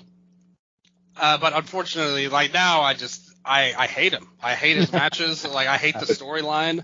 He sucks. Like there's no. Unfortunately, look, I simply cannot acknowledge him. We cannot acknowledge the tribal chief on the Eastern Lariat, unfortunately. No. But you do acknowledge Jake Lee with his glove. Yes. But look, I will vote for Roman if he continues to do big business over the next couple of years. My only problem with him now is, how can we say he's this big draw when he never wrestles on these shows? I know. Well, this is also the debate around giving him Wrestler of the Year, because Wrestler of the Year is a combination of work and business, and there's not much work. Yeah, it's not even good or bad. He just never does anything. This is the problem. Like, and it's not like when he goes, it makes this big difference or anything. Like the company's hot. And I'm not going to disparage him and say he's like an anti-draw. Again, there's no evidence of him being a negative draw now.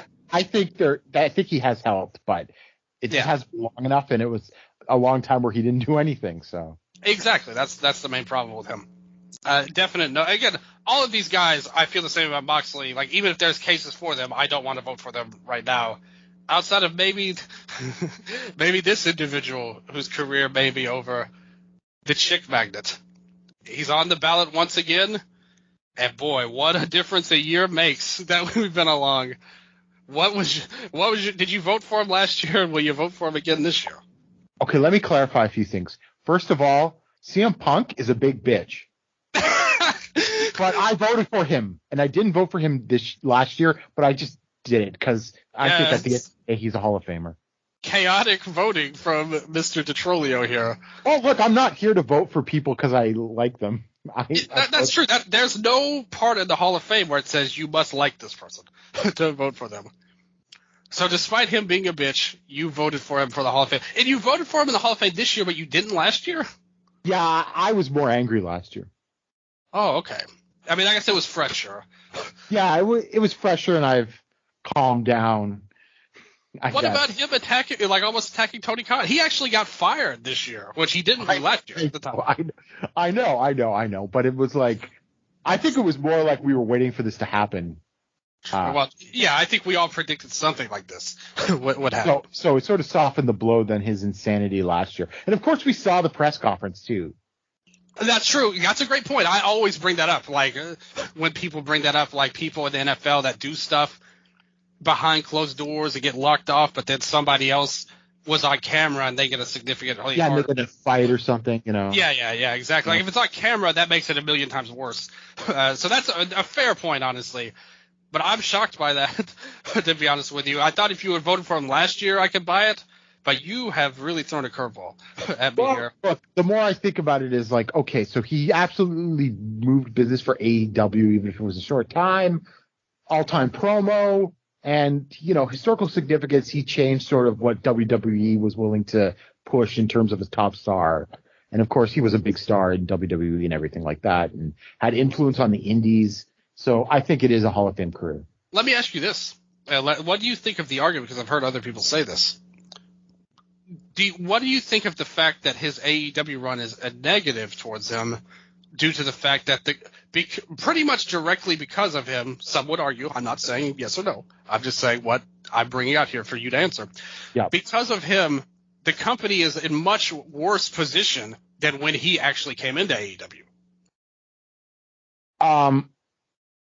I think there's a little bit of merit, but I guess it's the question of, like, what does it take in terms of negative impact on business for a single wrestler to do before you turn on them? Because there's a few people on this list that you can say, true, ended up fucking up business over time, right?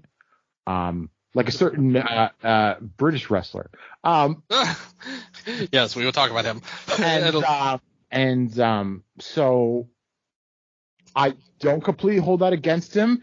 And the fact of the matter is, there's clearly problems going on in AEW from booking decisions that don't have anything to do with CM Punk. Even I have to agree with that. CM Punk did not make Jimmy Jacobs like Tony Khan's right-hand man. All right, that was the big mistake that we made. So so many other people, Pat Buck and Sanjay Dutt, they're all like Fed pilled and TNA pilled. Jeff Jarrett. Well, I don't know if he actually has creative power, but I guess everyone just wants to see him wrestle. Yeah. He got 41% last year. Do you think he gets in? He will improve at least by one vote. You've confirmed for it. I don't know. I think it's going to be divisive again. I could see him going up. It's hard to say. I don't think he gets in, but it wouldn't completely surprise me. I mean, look at last year with Ibushi. Yep. Oh, for sure. Yeah. Like say what you want about him, good or bad. His name has been on the top of everyone's tongue for this entire year, pretty much, with him barely even having wrestled during this time. Like, it's crazy how that works. Oh, and his short run back in AEW was really nothing. Yeah, I didn't really like that his work there that much. I thought his promos were actually really strong. The in-ring was not as impressive. I thought his original run at AEW, he did a lot of great work. Him versus MJF is still some of the best stuff that they've done as a company. Yeah. And the promos with Kingston? I just wish that had lasted longer because they had a 2-week feud and it was awesome. But I think some of his creative decisions when he came back, because people are like, okay, well, Punk wanted to have Collision to have like an old school wrestling feel. I get it. Okay, and that's great considering the direction that AEW is going. But when it came to Punk himself, I hate the real world champion shtick. Oh, that sucked. Yeah. And I think him trying to be like, oh, we're the colliders and you dynamiters and stuff. Trying to turn the fan base on each other is, I think, also a stupid thing. Yeah, that didn't work objectively. So we'll see. We'll see how his vote goes. But suffice to say, no, in my book, I would not vote for him. What about Seth Rollins? The one he also gets CM Punk. One of the most overrated wrestlers. Yeah, because he's seen as the work rate guy in WWE. No, right? He's there, but that's the example that's used. And yeah, he is. He also floundered on top when he got that big win over Brock at Mania in 2019, and it's not there. To the point they had to turn him into a preacher. Yep. And and the whole freaking stuff is so off-putting. I hate his character so much. Yeah. So no. I think that's an easy no. Yeah, I mean his whole career. I mean, the one thing I will say about him is that he does have longevity. he's been a guy since 2007, like in the Ring of Honor since then. Yeah. And he's had some great matches. Like, there's no doubt about it. He's almost a main eventer a decade now. Yeah, he's like, honestly, I didn't mind the Architect. Wasn't bad. Yeah, that was okay. Like, I didn't think that run was great shakes, personally, especially from a promo sense. Yeah. But it's way better than what he's doing now, which is, like you said, completely off-putting and awful. He's done all right. I mean, I don't know if you saw his latest match, the one with Drew. I have not, no. Yeah, I talked about it on Wrestle Update. It was a good match. I had it 3 3/4. Well, was that because of Drew or because of... Because of Drew, yes. And that was probably the best match that Seth has had in his run. All of his matches with Nakamura and Finn were not great or special in any way. He had a match with Priest on Raw, which I thought was good. Again, like, we're talking 3 3/4 range, like nowhere close to matches of the year. And that's about where he tops out for me in general. No influence or drawing thing that I would say is Hall of Fame. No. Yeah, he's wrestlers. That's about it. He's pushed a lot, like in WWE. That is his claim to fame. And Rollins. It's going to be interesting to see. Now, it's an interesting tidbit for promotional purposes. I think if I were Dave Meltzer running this, this is the first year we will see all 3 of the Shield on the ballot at the same time. Right. Yes. Yeah, so we're going to see how they all match up to each other. I'm thinking Roman will eventually get it unless there's he has a total meltdown of something truly crazy happens and destroys the business. But I think Rollins will be the one that'll struggle to get in. Yeah, I agree with that. Going in there, Roman last year he had 31%, so he's still a ways away. He's going to go up, though, I think. I agree. I agree with that overall. What about Randy Orton? Speaking of people who are pushed a lot in WWE. No. Yeah, like easy no. In my easy book. No. I think there's a lot of wrestlers that do like him, though, so it's always you never know what's going to happen. He had 32% last year, which is 1% more than Roman. So, but he's been injured. He's apparently coming back in Survivor Series. Was never a big business mover. The most historical significance you can give to him are the RKO memes, and that's about it. Yeah, exactly. I never was a fan of his work, to be honest with you. I always thought he was listen, I get why wrestlers like him. He really seems like a clean-cut type of worker, like easy to work with, very smooth. Yeah. But there's nothing special or exciting about him at all. No. I would say like a total robotic character, in my opinion. Yeah, yeah. And he has had big clunkers, like that match against Bray Wyatt at WrestleMania. Which is one of the worst matches of the year. Yeah, yeah. So, he's got a lot of clunkers in him, too. What about Edge? No. He had 33%, so he's 1% above Orton last year. I think he's a nice little worker, but I think people overrate his work. I think he was somewhat of a draw, like in the mid 2000s to early 2010s. But he simply hasn't been a draw at all since he returned. Negative run. He had any good matches, really. Yeah, negative run since he's returned. Yeah. I see nothing in him that makes me. Put Christian on the ballot, please. That would be fun. I think Christian's a better performer than he is, although he suffers from the same thing that we mentioned earlier with Ishii. He really didn't get the run until it was kind of past it. Like Edge got the run 5 years earlier than Christian did, and Christian's run was on SmackDown when it was on Sci-Fi. It was the lowest point of SmackDown. People will vote for Christian's run right now, I bet. Well, he's awesome right now, one of the best at the moment. We'll see what he could do in AEW. I think that's something worth watching. So far, I haven't been convinced of anything. I'm not sure I would vote for Christian, but I think he might be a better in a year from now. He might be a better candidate than Edge. He's worth a look. Overall, I agree. I agree with that completely. Who do we have left? What about Becky Lynch? No, and the best case for Becky Lynch. I did not vote for Becky Lynch. I could see myself voting for Becky Lynch at some point. The best case I've seen made for Becky Lynch is by Ethan Tyler, who did some audio for Voice of Wrestling, and he does research for Dave about business in the UK. And his point was Becky, no, like, she was like the biggest star, even if it was like for 6 months in the business. And no woman has done that in like 70 years in North America. He said that. So, I mean, I'm not moved by that quite totally, just because I just think there needs to be a little more longevity involved. But I think, you know, and then I think when Becky won the title, there was that whole horrible feud with her and Seth versus like Baron Lacey Corbin, Evans. And look, I'm going to be honest with you. I think for a lot of it, she hasn't been that great of a worker. She's been carried. Like, I really liked her matches against Bianca, but that's Bianca carrying her, in my opinion. Yeah. Now, people seem to be. I know. Look, I haven't seen a lot of WWE this year. People seem to be higher on her work this year. She seems to be building herself back up. So I think in a few years' time, she could be a strong candidate. But I just can't pull the trigger right now for Becky Lynch. It's tough for me to really praise her that much when it's clear to me, especially around the time period where she main evented. Without Ronda, she's not in the main event. Like that, there's just no way.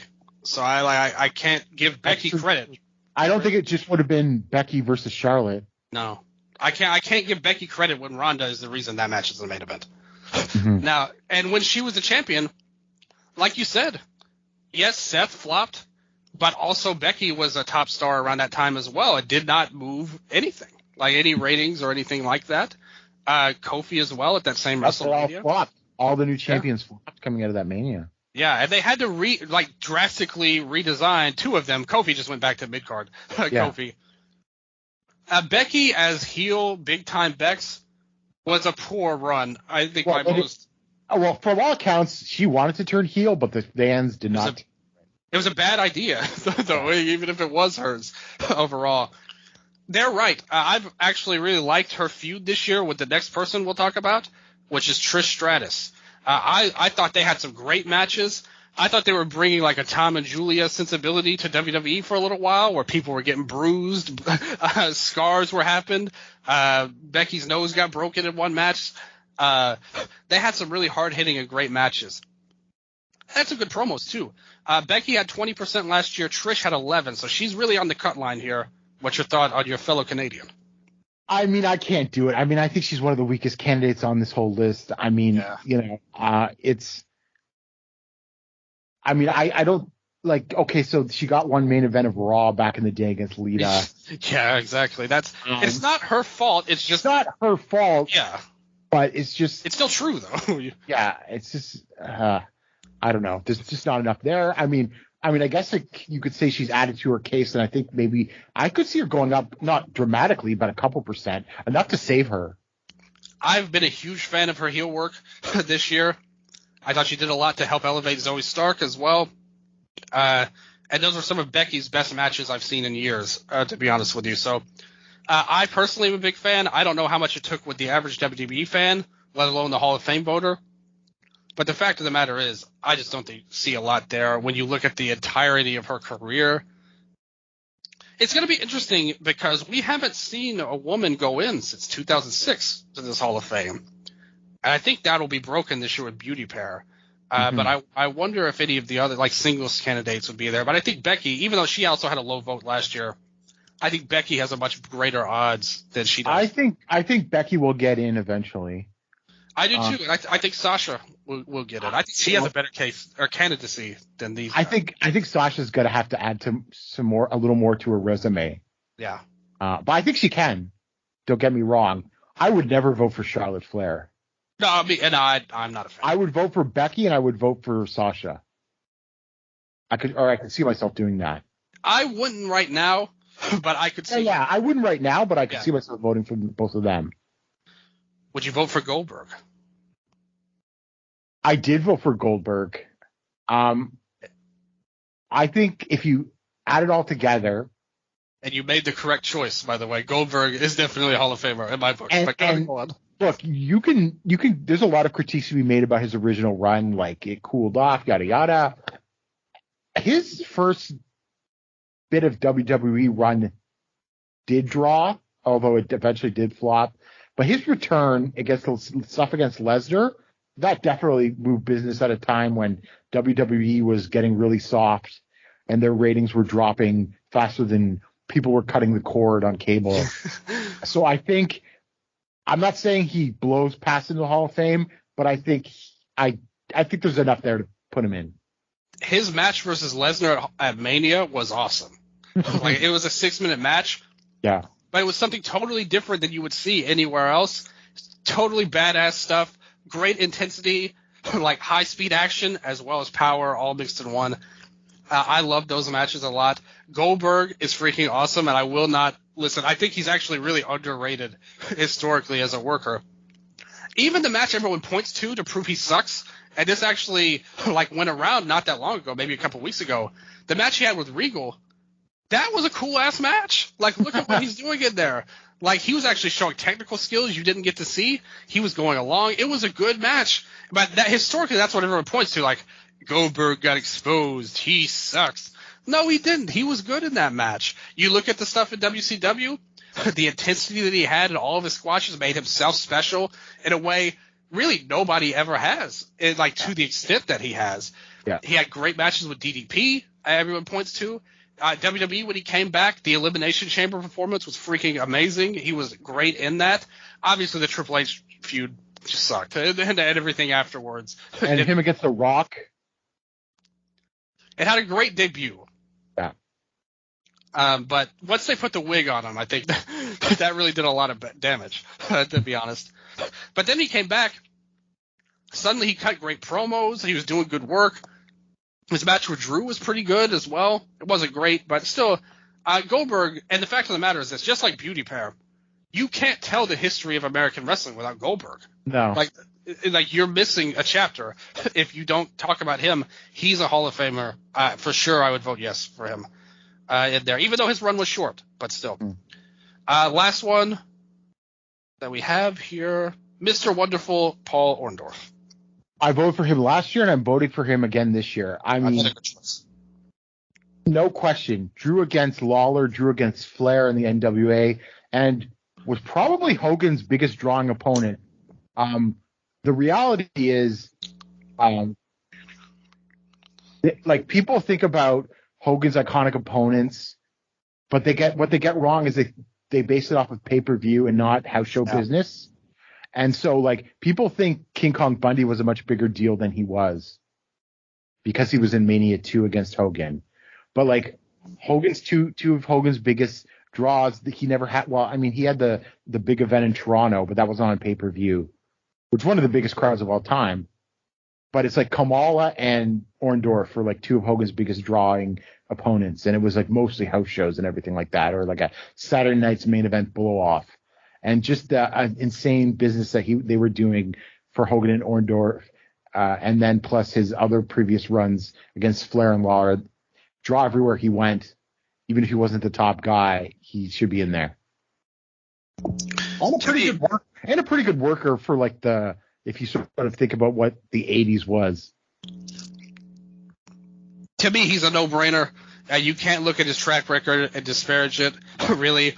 One of the top draws as a heel of the 80s and one of Hogan's best opponents. And I do agree with you. I thought he was a good worker, too. He's a guy that I think historically has been slighted a bit. Maybe because of the reason you said, that people looked at pay-per-view more than what they should. Especially if you didn't live through it. Yeah. And that's another thing. This is why it hurts. This is a thing I wish they would change about the Hall of Fame. Why are we judging Paul Orndorff against CM Punk? That doesn't compute to me. It's the 30-year rule, and he was wrestling till 95. Yeah. I just don't think it's an accurate way, and I think it's going to hurt him in this vote overall. But he did get 50% last year. Here's the thing. He got a death bump, but also what that caused was more people started looking into his record and were like, oh, wow, this guy was a huge draw. Yeah. It'll be interesting. Do you think he'll make the jump to historical? He's got till 95. So 2025, I think, is when he makes the jump to historical. Yeah, because JYD did it this year. But wrapping up the U.S., who'd you vote for here? U.S. Bucks, Moxley, Orndorff, Goldberg, and Punk. Okay. I think I'd pull the trigger on the Bucks, Briscoes, Orndorff, and Goldberg, and I feel kind of icky voting for the Bucks because they're still kind of active. But I think you can't. Their influence is so strong that I don't think you could tell the story of wrestling without them, for better or worse. That was the 21st century, definitely. Yeah, but that counts, even though historical is what everyone looks at. But I still do count it. And the other ones we'll see about. Not see about though. I'm just kidding. But we'll see there. Okay, we're gonna speed round these next two categories because we talked about them last year. And we're just gonna get through these because there's a lot of people in the historical region. Yeah. To be honest. Okay, so we're gonna go through this lineup here. We'll briefly talk about them. Von Erichs, Kevin Carey, David.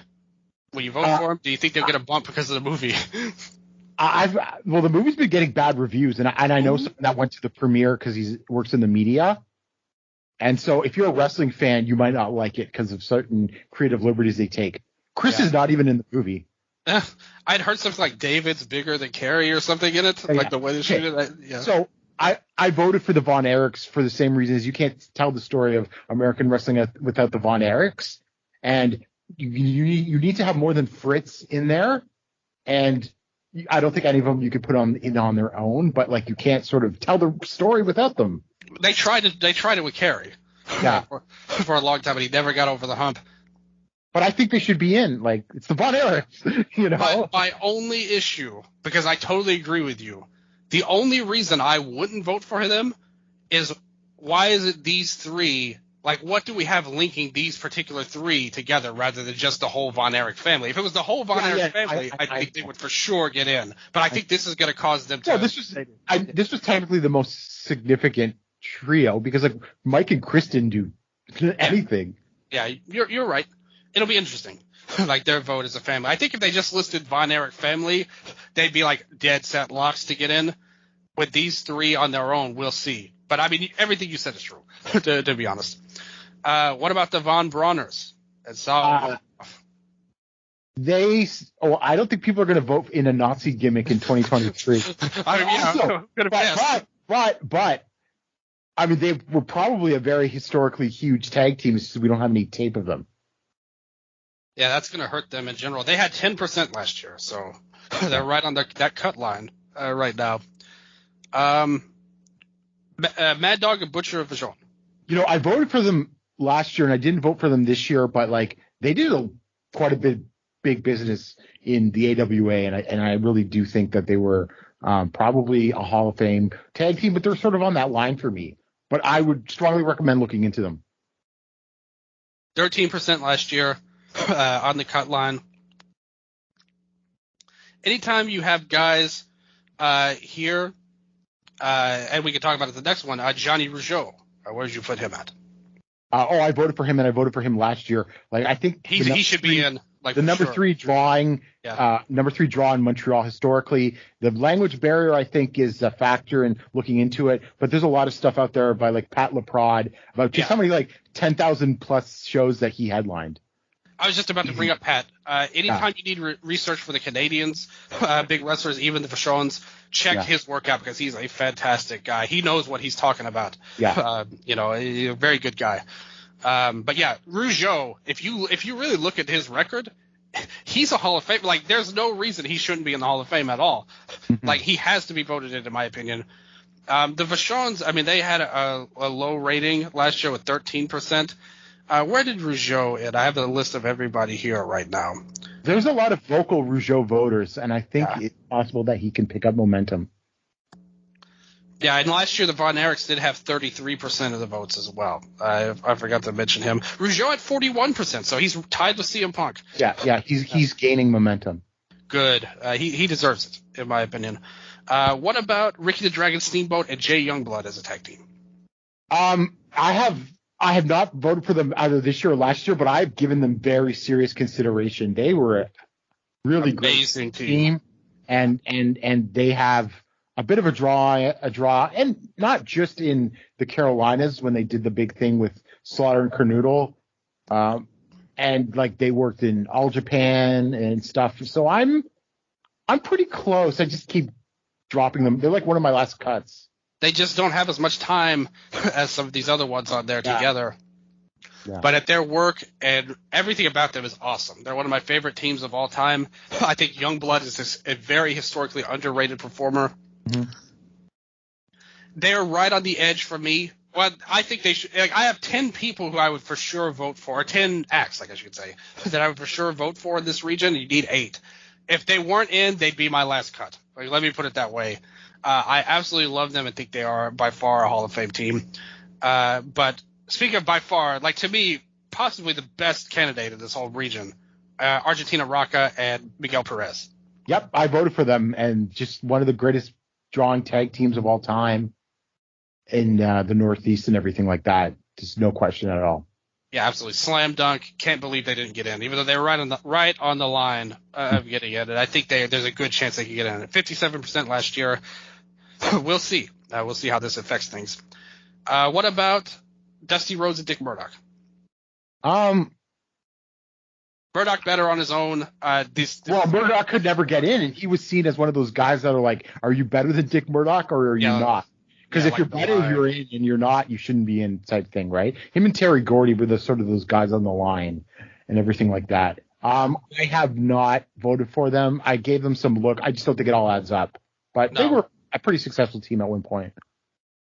Like I said, Murdoch is better as a singles, and he wasn't able to get in. I can't see this being a vote. What about the Hart Foundation? Bret Hart and Jim Neidhart. No. Bret's there. Jim Neidhart is not a Hall of Famer, and I just don't think they alone have what it takes to be a Hall of Fame tag team in terms of drawing so they drew some matches in Canada against the Bulldogs on WWF house shows, but that's about it. Again, it's that 80s bias in effect. Oh, okay. Well, what about that 80s bias for the British Bulldogs? Yeah, the Bulldogs actually have historical significance in terms of just their work style and everything like that, and Kid. And Davey Boy Smith, I think, was a pretty darn good worker before he was. Before he took too many roids. And I think he might actually have a better case on his own because he was a huge draw in Europe. So I think that should also be taken into consideration. Yeah, I agree with that. For them. You still wouldn't vote for the Bulldogs? No. I've thought about it, but it's just, I don't know. They're better than the Hart Foundation. Oh, for sure, absolutely. Yeah, in my opinion. What about the other Briscoe? So the other candidacy, Jack and Jerry. I have given some thought to this. Again, I think about it. I could see myself voting for them in the future.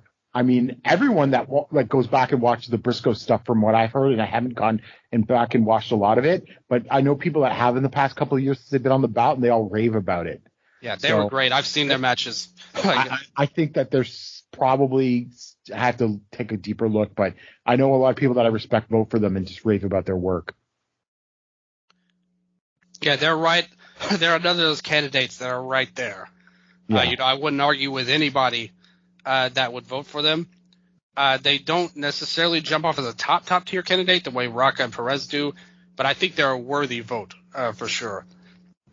Tully Blanchard and Arn Anderson with J.J. Dillon. Well, this is the problem with J.J. Dillon. Does that mean you can't count the WWF run as the Brainbusters? Like, this is what confuses people about the way that Dave does this. Okay. So I didn't think about it like that, but okay.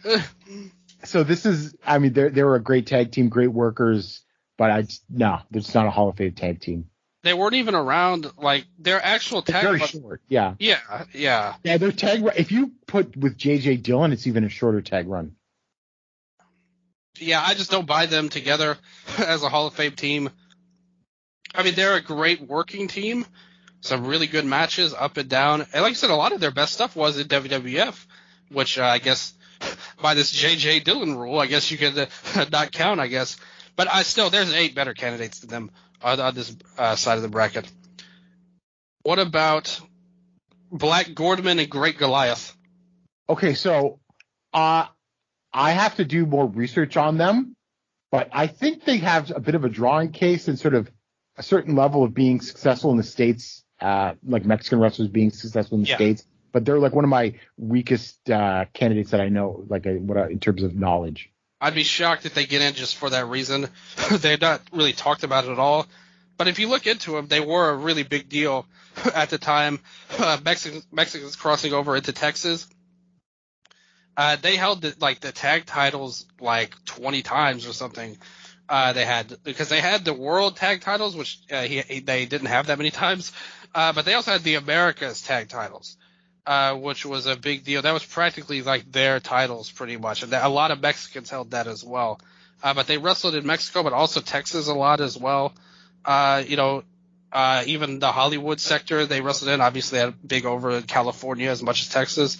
Anywhere you had a good Mexican population, they were very over in, but they're not talked about that much. I can't see them getting in, and I wouldn't vote for them. I even have a lot to learn about them as well. But still, if you look at them and track them down, they do have a case for them being their popularity in Texas and California. Moving on to the singles wrestlers, what are your favorites? You wrote an article about him last year, Tiger Jeet Singh. A slam dunk. I don't care if you think he's the worst wrestler of all time, and there's a very strong case that he is in terms of his ability. Like, no question. Probably might be the worst worker on this list even. But his drawing ability and his historical significance are just so huge in Japan and he drew a bit in Canada too, in Toronto. So he's from Canada. Yeah, he's got a school named after him. Yeah. In a Toronto suburb and everything, because he's like a philanthropist now. Did you go to the school? I did not know. I just wanted to double check. See any bias. But he's just such a huge star that he should be in. But people are obviously turned off by the work. But I don't know. Everything else is so strong. He's got to be in. Do you consider him influential or historical? I mean, he was there in the early 70s with Abby and sort of pioneered that. Yeah. Or like the monster foreigner. Yeah.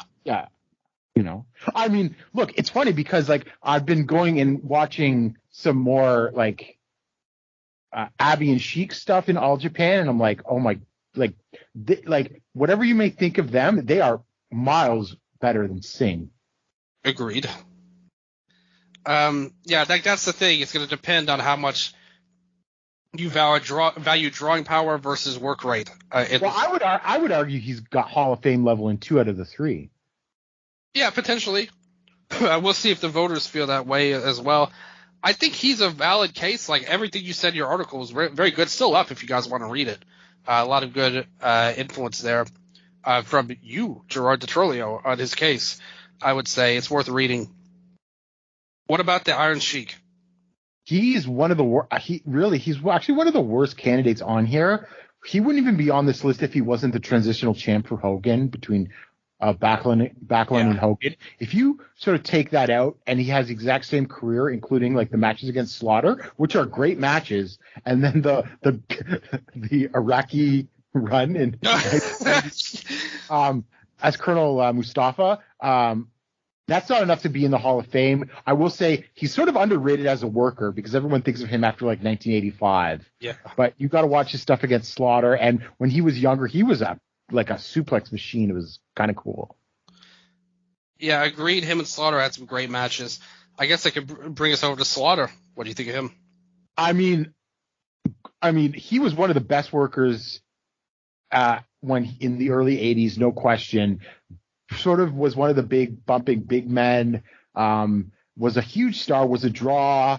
You could debate how long it was, but I mean, I'm sorry, but the G.I. Joe thing counts. Also, because of his popularity through G.I. Joe, he got AWA that ESPN deal. Because he was the only That's a fact.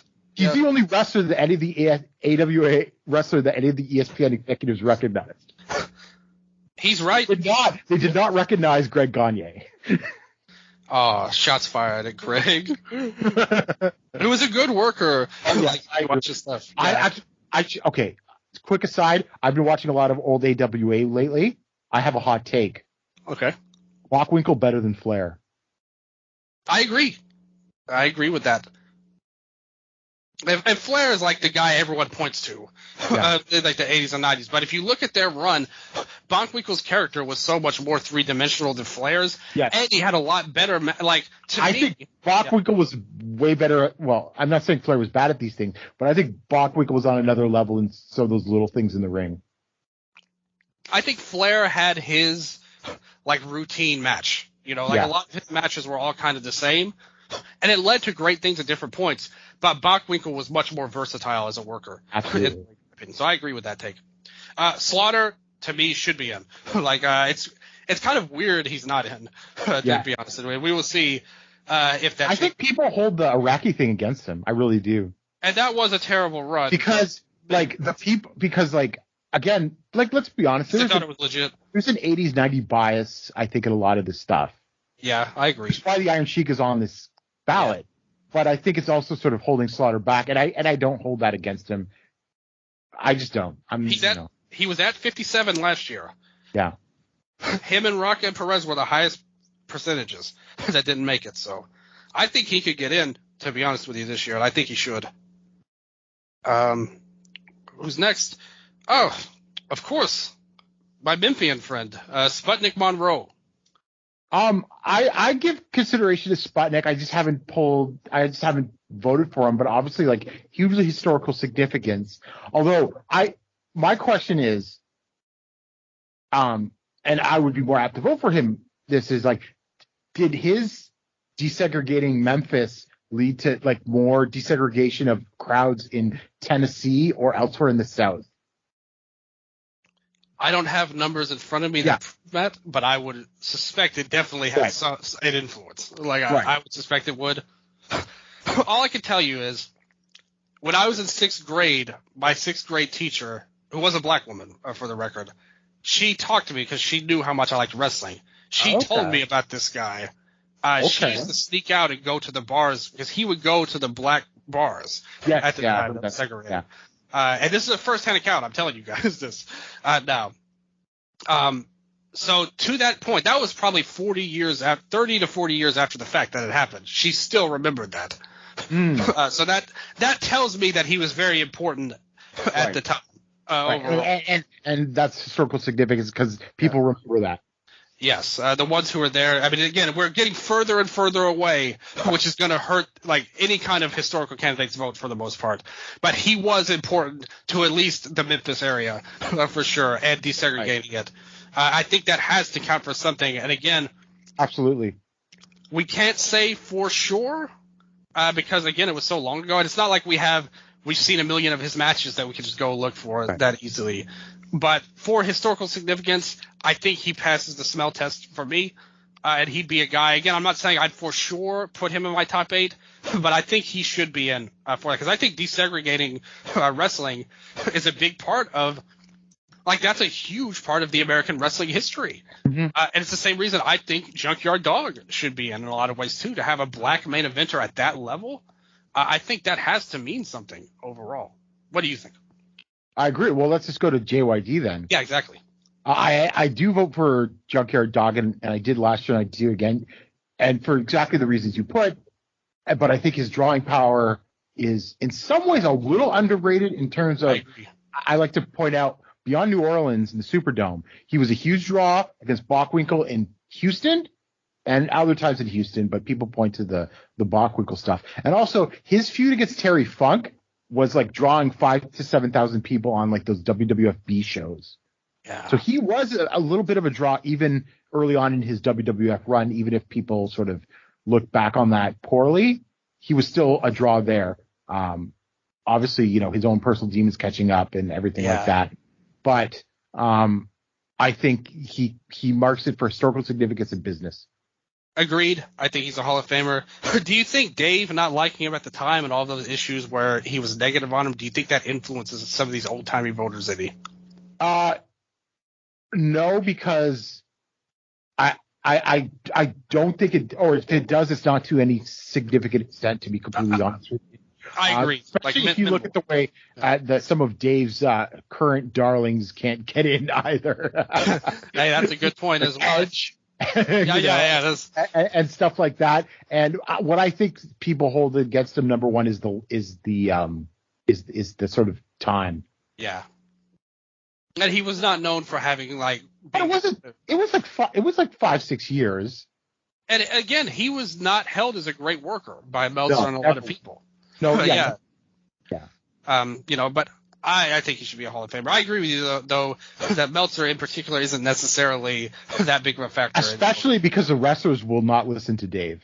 I agree. Yeah, you're right. You're right about that. It's the journalists and historians that might be more likely to be influenced by Dave. Good point. I agree with that for sure. Yeah. Bullet Bob Armstrong. I know his significance in the South. I just don't think it still adds up to what even say like a Lawler was or something like that. So I don't know. I just don't vote for him, and I don't see myself ever voting for him. I agree. I just don't think the totality of it's there. Are people trying to add up his influence by his son's wrestling? I don't know. Not that is, that could be there because the Armstrongs have been. Yeah, I mean that's got to be part of it. Yeah, but I'm not buying him. He had 14% last year, which he took a little bit of a drop from the year prior to that. He was over 20% 2 years ago. It dropped to 14. So we'll see what happens this year. Some really old school candidates. Pampero Firpo. You wrote an article about him too last year. I did. Was you didn't write it? I don't think I wrote it. I voted for him last year because I don't know if I would vote for him again, but I just feel like his length of time and his influence was like fairly significant. It might have been one of my weakest choices to vote, but there's something definitely there with him in terms of longevity, in terms of some of the business he did and his influence. I think me and you might have just talked about you voting for him. Yeah. Yeah. You should have written an article about him, though. But yeah, so you don't think you'll vote for him this year? No, I didn't. Him and Wild Bill Curry are kind of very similar candidates. Well, I voted for Curry because Curry's historical significance is huge. Yeah, exactly. Like he should be. I would vote for him for sure. Yeah. Yeah. I did. I mean, you don't have hardcore wrestling without him. Exactly. Like, whether that's a good thing or bad is up to your interpretation. That's true. Like ban him from the Hall of Fame. But he was hugely influential. Yeah, these guys are hardcore guys first and foremost. But Curry, to me, I think is a stronger candidate of him and Firpo. I would vote for him. What about Cowboy Bob Ellis? I don't know that much about Ellis. He's like I think he might be the oldest living wrestler. He's like 94. Still alive. Some people swear by him. I just don't know enough, in all honesty, but I feel like I don't know. He was definitely more regionalized, obviously, in like the South and in Texas and everything like that, as opposed to like some of the other bigger stars of the time, your Fezes and those sort of guys that would have been his contemporaries. What do you think of Dave listing people with all three of their names? Wild, Bull Curry, Cowboy, Bob Ellis. He can't just be Bob Ellis. He has to be Cowboy. Well, that's how they went by, so. Okay. As an aesthetic choice, that's something we need to look at. Ellis, though, he had a lot of great stuff to look into, actually. Like, if you look at his numbers in the past, we have to get some of these historians on here. I had a lot of the stats lined up. Right now it's not loading. But regardless, he did have a lot of good to him. So Bob Ellis is definitely somebody to look for. Somebody worth taking a look at least next year. Curry had 20% last year in there. Ellis had 13%, and Firpo had 10%. So they're all kind of on the line right now. I wonder how that's going to change going forward. What about June Byers? I voted for June Byers. I think she's no. Oh my goodness, my name is drawing a blank. Why am I drawing a blank? Mildred Burke? Oh yes, Mildred Burke. I'm sorry. Yeah. She sort of followed Mildred Burke. For some reason, I wanted to say Penny Benner at first. Yeah. But, she followed Mildred Burke as like the top women's star, I think in the 50s. Now, she wasn't as big as Burke, but she has some very strong drawing records to her name. I think she should be in for women's wrestling because, I mean, the way that because the Fabulous Moolah, apart from being a horrible person, really fucked up how people think about the history of women's wrestling. Because if you just look at her career, don't even think about what she did out of the ring. She's not a Hall of Famer. She's only has a name because of she was there in 1984 and 85 in WWF. And she did have a very long run as the NWA Women's world champion, no question. But she didn't really do anything, and she stunted the growth of women's wrestling. June Byers was the last real star of women's wrestling. Has a good drawing record. I think she should be in North America, I should say. So I do think she should be in. Absolutely. I think Byers is definitely worthy of being in. It was such a long time ago. I wonder again. I always kind of worry about some of these older candidates that you're pushing 70, 80 years on. But yeah, she was well regarded along with Burke as well in the ring. But it was such a different time. It's hard to tell in terms of in-ring value, but historical significance and drawing power too. Like they were a big part of that as well. Like an underrated part was women's wrestling at the time. I think that she deserves a look. I would vote for her. She'd be my top 8 like a lock, almost for sure. I voted for her last year, and I'm going to keep voting for her as long as she's on the ballot. Mongolian Stomper, Archie Gold. So there's a little drawing record there that people point to. I haven't seen anything that's to suggest that it's enough for him to be a Hall of Famer. He's kind of an underrated candidate in general. But would I put him in the top 8 in this big bracket? That's a lot harder to call. I think if some guys get in or drop off, we may be able to revisit him better, but I wouldn't put him above the top 8 here. No. And finally, the asshole who nobody liked, Ole Anderson. Well, yeah, there's no point in discussing him because he'll never get in because the rest are not going to vote for him. But honestly, he may have been a jerk, but that dude can cut a promo. And I think some people also point out, like, his successful booking wasn't even that long. It was really like in Georgia Championship Wrestling from the 81 to 80 or 80 to 83, 81 to 84, when the sort of the Briscoes sold the company to McMahon behind his back. That is a factual statement that you just laid out there. Overall, in historical category, who's your 8 that you pick here? You just voted for none of them. June Byers, Wild Bull Curry, Argentina Rock and Miguel Perez, Johnny Rougeau, Junkyard Dog, Tiger G. Singh, Sergeant Slaughter, and the Kevin Carey and David Von Erich. I really don't disagree with any of those, to be honest with you. I think those are all fair picks. I would probably take a second look at Cowboy Bob Ellis and Sputnik. But other than that, I really can't say for sure that the 2 you picked at the end wouldn't be above them as well. So 6 of the 8 we would agree on. I think it's a good ballot overall. I think this is a tough ballot to go into because all of them, again, it's just such a hard way to look at them as well. So it's going to be interesting. Speed round, non-wrestlers. We talked about all these guys last year as well.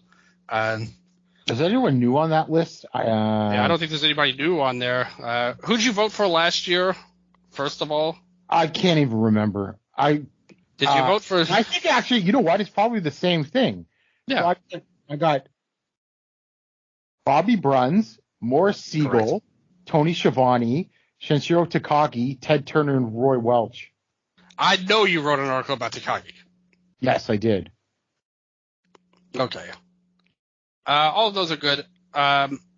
We have Dave Brown on the ballot.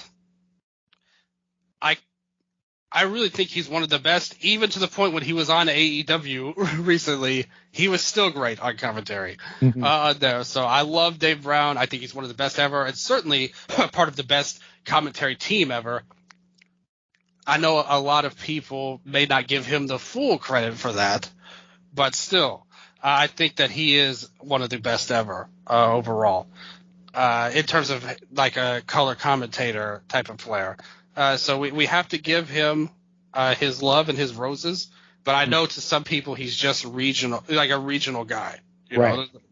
But it is interesting that Lance Russell's in, so yeah, it's interesting that he's lasted longer than some of the other guys that were on here as well, though. Although we do have Bob Caudle as well, who's kind of a very similar story, the weatherman who became the color commentator.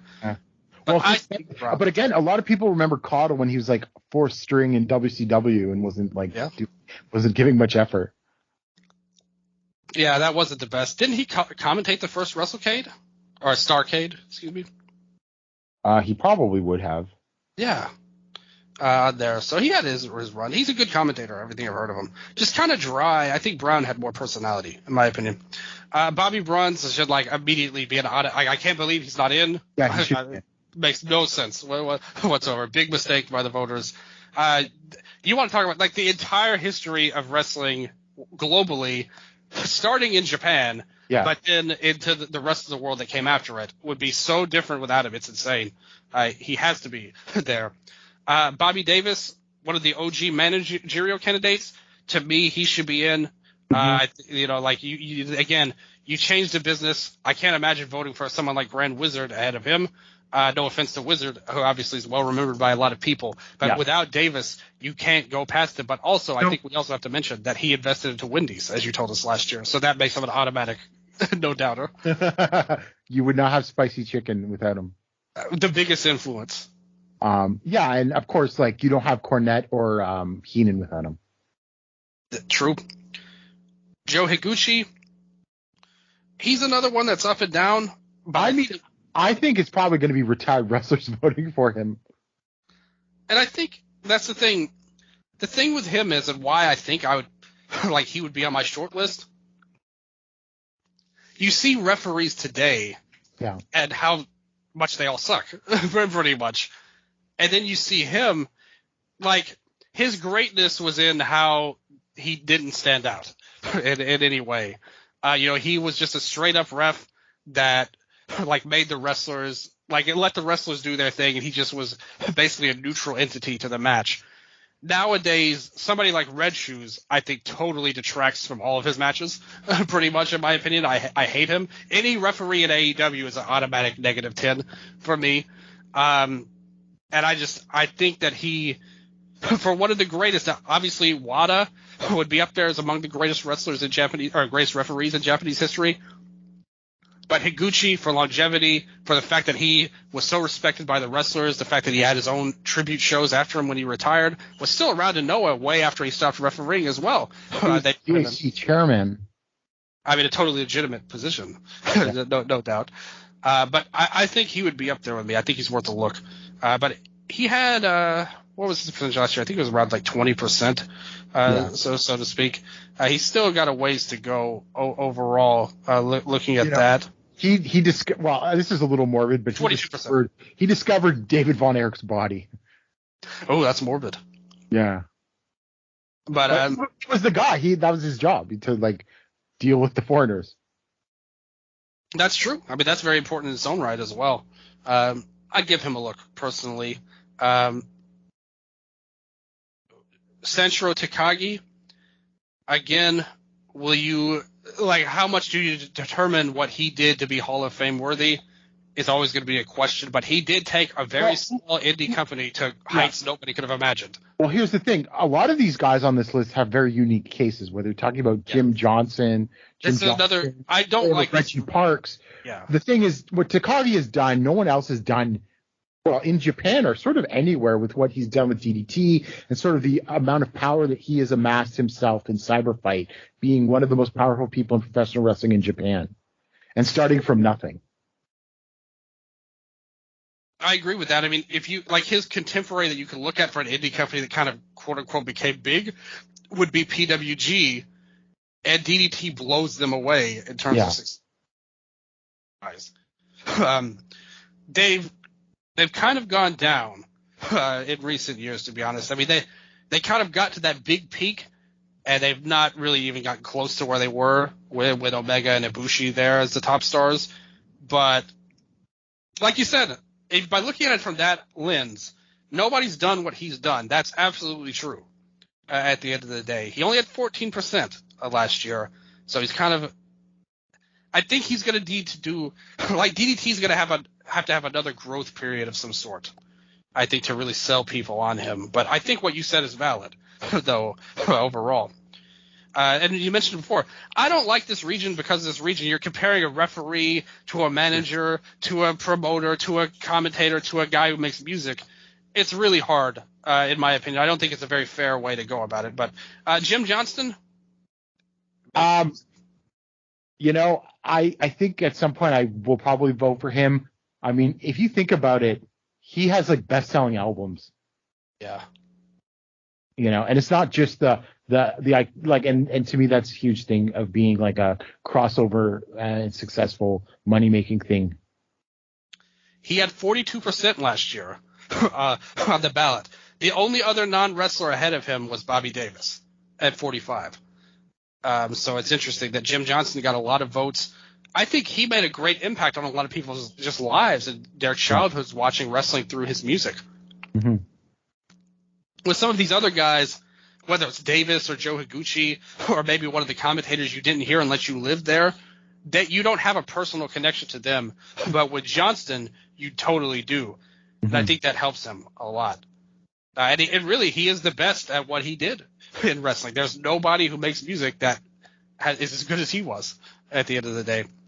Larry Matysik, he's like a historian, kind of an interesting case on a Meltzer ballot because Meltzer said he wouldn't put himself in, but he did have 38% on here. Well, I mean, Matysik was Sam Muchnick's right-hand guy for many years, and he tried to start a rival promotion in St. Louis with Bruiser Brody and everything like that. I just don't think it just crosses the line. Yeah. I like him, but I don't love him as a candidate, if that makes sense. Mm-hmm. Rossi, what do you think about him? Look, I've seen people say that Rossi's like one of the worst candidates on the ballot. I vehemently disagree, but I just haven't been given a. I still need to know more about what Rossi did, especially for the Crush Gals. That's the thing. Like Rossi, I think saying he's the worst on the ballot is a stretch. Yeah, but like he was a part of the Crush Gals. It wasn't like he was just some hanger-on. Like he did have some. Well, the thing is, like, was he driving this to media events or was he like formulating their whole image? Right. I think it's somewhere in between is the correct way to look at that. Definitely more than the first one, but probably not as much as the second one. And look, I mean this is my own biases, but that interpromotional period of 92 to 95. I mean, that's some of the best wrestling ever. And he was instrumental to that. Yeah, so that's why I'm like, I kind of want to vote for Rossi, actually. But his run at the end of All Japan led to disaster, though, before he left as well. And there's the Arceon stuff that you have to count. Well, at one point, Arceon was technically the largest women's promotion in the world. It was. And then look what happened. Yeah, I know. Yeah. And Stardom, do you credit him with them being as big as they are, or is it Bushiroad that helped them over the top? Well, here's how I'll sort of pick that apart. You got to give Bushiroad credit. I think Kadani should be in. Oh, I thought that was one of the most egregious failures by the voters. To have him drop off was so stupid that I don't even understand it. I would have, if Kadani was on last year, I definitely voted for him. He might be the strongest candidate on this ballot, to me. If you look at his, without him, so much is different with New Japan, and therefore everybody we're talking about, New Japan touched in some way. Like the Young Bucks, who's to say if there's no Bullet Club? Who knows what ridiculous. So I forgot to think. I got to say this about the Bucks. They got shook in Hot Topic. That's an accomplishment because they had no TV footprint when that happened. Yeah. So that's another thing for the Bucks. But Rossi, instead of saying, okay, Stardom's success, Stardom grown, okay, you have to give that to Bushiroad, no question. But if Rossi was, if you think Rossi's a great booker, which I go back and forth on. Yeah, sometimes he seems the best. Maybe it's not about necessarily purely the business, but do you think he's also an amazing booker? I mean, you can make that argument. I don't think Stardom has been not as good as last year booking wise. Absolutely. If you'd asked me last year, I thought they were on a huge hot run, but that happens with a lot of companies. I mean, even New Japan, they've had their runs where everybody said they were the greatest. But, in a few years from now, we might be able to have a good idea of okay, Rossi was a great booker in 90s All Japan Women. Rossi helped form the Crush Gal. Rossi was also an amazing booker in Stardom. So I could see myself definitely voting for Rossi in the future. But we'll see what he does to add to his case. Good point. I agree with that. There's a case there, but I don't think it's fully fleshed out enough in terms of the grand scheme of things. Reggie Parks, he makes belts. He's like one of the top belt makers in history. I don't know. don't have any rush to vote for him. Yeah, that's the thing. This is like voting for the best puncher in the NFL Hall of Fame. Yeah. Or if there was like in baseball a bunt specialist. I think a lot of people are put off by the belt voting for Reggie Parks because of belt culture. It's very weird. Yeah, so I think people are like roll their eyes and are like, oh, this guy made the winged eagle, but WWE fans who wear the winged eagle everywhere are like the worst people. I don't think that rubs off on him specifically. No, I know, but it's the aura of the belts, everything. But amazing belts. He made amazing belts, no question. I mean, big gold belt was a great, like the WCW championship. Yeah. Was freaking awesome. And he made the original GHC title, which they should never switched. But yeah, totally agree. The original GHC was a great title overall. Again, I just like the belt is cool, like, and there's great stuff about it. I just compared to these other guys, like there's 6 people I would vote for him like easy on this ballot. Morris Siegel, you said that you would vote for him, which you should. I mean, he's totally should be. Was like a promoter in Houston for 50 years. Yeah. Promotions. I mean, if there's a case for Cowboy Bob Ellis, then Morris Siegel's part of that because Ellis was a big star in Houston, and he was like Paul Bosch's mentor, and Paul Bosch obviously is in the Hall of Fame, and no one would question that. And he's another one, like you're looking back so many years, like almost 90, like 80, 90 years at this point when he started. Same thing with Welch, you said you would vote for as well out there. But I think that kind of hurts them in the grand scheme of things overall. But if you compare him, like look at Morris Siegel and somebody like that, you know, when you look at Don Owen, who got in a couple of years ago, to me, Siegel is a much stronger candidate. Well, I mean, it was a bigger territory. But, yeah. Siegel had 37% last year. What about Welch? I mean, you don't get Memphis and Tennessee wrestling without him, so. Exactly. Like, I think that's hard. That's hard to overlook overall. Mm-hmm. One of the most important territories. Only at 15%. Siegel had 37%. So it's going to be interesting to see how that plays out. Schiavone, he was your commentator of choice on this ballot. Yeah, I mean, I think AEW put him over the top. When he was great, he was great. Yeah. What? Okay, how about this? I'm going to throw this at you. What made you pick him over Mike Tenay? Longevity. Yep. And I agree with your pick, by the way, but I just wanted to throw it out there. Yeah, that was the big thing. Yeah. Yeah, you could also make a case for Mike Tenay. Like, Tenay was like, had an early newsletter. He was doing newsletters before Dave was, like, the late 60s and the 70s. Was introducing fans to, like, Mexican and Japanese wrestling, you know, and everything like that, too. He's a TNA Hall of Famer. Absolutely. I like him, but I would pick Schiavone for the reasons you said overall. George Scott. I don't know. I think I gave him a little more consideration this year. I was maybe a little too dismissive last year. The people are really adamant about the work he did even before he came to WWF. So I think that you sort of have to really take him seriously as one of the great bookers of all time. And you know, you can come to your decision about that, but I think you sort of have to approach it from that perspective. True. I think that's a totally reasonable take. Ted Turner.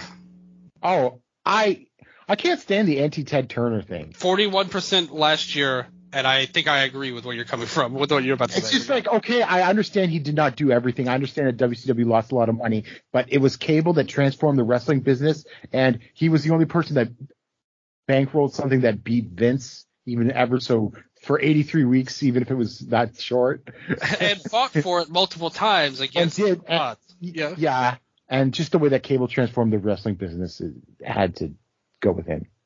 I would vote for him. You cannot tell the story of American wrestling without Ted Turner. Period. No. On that end. Stanley Weston, an interesting candidate here. I haven't voted for him, but I think if some people go in, I will vote for him because of how important those magazines are. Yeah, and were. I mean, I don't know if he was still at PWI, but me grabbing a copy of the 1999 PWI PWI 500 changed my life in many ways because I saw a certain Mitsuharu Misawa in a really cool picture of him giving someone a Tiger driver. And I was forever very interested in what's going on in Japan, and it all goes from there. Yeah, I think that's a great story there. It's just, again, is that going to be enough for the voters? Like, it's tough, overall. Those magazines were pretty important for shaping things. And, like, the magazines could make stars. Like, Billy Jack Haynes, I think, was someone that probably, well, I mean, he sort of flamed out. But at one point, everyone, like, he sort of had a huge high profile because of the magazines. Yeah. All of those iconic covers of dusty roads covered in blood and everything. Yeah, I know exactly what you're talking about. I think the magazines were also important in Magnum TA getting over, if I'm not mistaken. I might be wrong about that, but there was definitely some guys that the magazines helped get over. And Magnum TA was freaking awesome as well. Yeah. You're a great worker. Two more left. Grand Wizard. Look, I mean, that old WWF stuff is... Like, I've watched a bunch of Backlund stuff, but it's still a blind spot for me in many ways. But there are a lot of people that will tell you he was absolutely one of the greatest referees of all time. Managers of all time is what I meant. And that he, like, was important for getting all of those acts and drawing against Backlund sometimes. And, someone did bring up, who was it? I think it might have been Mike Sempervive. If, like, Grand Wizard, I think he died in 83. If he, like, dies in 86 or 87, he's probably in because more people would have seen him in WWF during Hogan. Yeah, good point. That's a totally reasonable point. He got 26% of the votes last year. I'd like to see Davis get in first, and I think I would for sure look for him more because I think there's definitely a case there, but to me, Davis is a much stronger candidate in the same. That's kind of, you have to separate these non-wrestlers because everybody has their competitors in their own category almost. Mm-hmm. James Melby, the last one. I mean, he's got an award named after him at the Cauliflower Alley Club in terms of journalism. True. So I think he's sort of like the pioneer of wrestling journalism. You don't get Dave and Wade and everyone else without him, right? I think that's fair. But there are certain people that think that wrestling journalism hurt the business, which obviously I would not subscribe to. But still, Ole Anderson for one. Well, yeah. But it doesn't matter because all of them are reading all of them were reading. Yeah, it's a good point there. And like, the fact of the matter is, like, I think it's sort of telling that Terry Funk and Ric Flair became very close friends with Dave. And this is when they were, like, at the peak of their careers. Yeah. Absolutely. And Terry Funk, I mean, that guy had a mind for wrestling that nobody can match. Well, I always love this story. When Terry first saw wrestling on cable, he called up Dory and said they needed to sell the territory. Because he knew that Amarillo as a territory could never survive with cable becoming the shift to cable. Hey, he was pretty smart. Oh, he was. It was like one of the most prescient things in wrestling because there have been many horribly wrong decisions made about long-term things. But that was one of the greatest. Yeah. Who's your 6 overall? Okay. Bobby Bruns, Morris Siegel, Tony Schiavone, Shinjiro Takagi, Ted Turner, and Roy Welch. I think those are fair. We would share the same 3 if I was voting. I would have Siegel, Bruns, Davis, and Ted Turner all in there. The last 6, or the last 2 rather, are you could go in a lot of different ways because there's so many different types of people on the ballot. Yeah. I personally would pick Dave Brown in over Schiavone, but I do agree with you. I mean, he had a much more large footprint as well in there. I could definitely not argue with it. The 6th, there's a lot of different people you could look at. I think I might go with Welch as well as the 6th one overall for what you said. Man, I think about Higuchi the ref, though. That's just my fan eyes talking. Melby's an interesting case as well. Weston, too. See, that's the thing about this is there's so many different kinds of people. Like, it's hard to latch on. So last one. The other area, Europe, Australia, New Zealand, Pacific, and Africa. a totally unfair ballot for so many people. You know what? I don't vote in Mexico, but I am learning more about the history of lucha. And can I just say who I would vote for if I had a ballot? Absolutely. Because I can't speak on everyone on this list. But if I had a ballot, I would vote for Los Hermanos Dinamita, Darrell Dixon, and Blue Panther. Good picks. I think Panther is a great candidate. He's literally one of my absolute favorite workers of all time. I would put him in the top 10 as well. Darrell Dixon, very, very, very influential and historically significant. One of the first black stars in Lucha Libre as well. Brought it over there. Also, I think Bobo Brazil predated him, but one of maybe the number 2 black star in the Northeast for a little while. And he had some really good houses against Buddy Rogers, which I think sort of people forget and they need to take into account when looking at him. Those would be 2 of my 3 picks. The third, I would pick Huracan Ramirez over Hermanos Dinamita. The thing with them is they're great and all. Don't get me wrong. I actually think Cien Caras has a better case on his own than the brothers. But it's not a bad pick by any stretch of the imagination. Really, everybody besides Santo and Octagon has a really strong case. Yeah. Maybe La Parca as well. I was going to say that, yeah. And isn't there some debate about what exactly Ramirez did? I mean, he was a big movie star in his era, right. Noted by many luchadors back then as a great worker. Obviously, we don't have the tape to verify that. Yeah. But he was one of the top guys. In terms of his look, his mask was so intricate for the times. Invented the Hurricane Rana. How much more influential can you be than that? Yeah. Overall, I think he's a definite Hall of Famer. I would definitely take a strong look at Sangre Chicana as well. I mean, some great matches. Yeah, we know that he was a great worker. I just don't know the overall career enough. Yeah, the thing is, the Mexican scene is even for Japan, there's a ton of great matches from the 80s that we could go back and look at even now. With Lucha Libre, there's not a lot there. But what we do have, he's at the forefront of some of the top matches, of Lucha Libre at the time, overall. But those are good picks. Like I said, I would definitely vote for Panther and Dixon.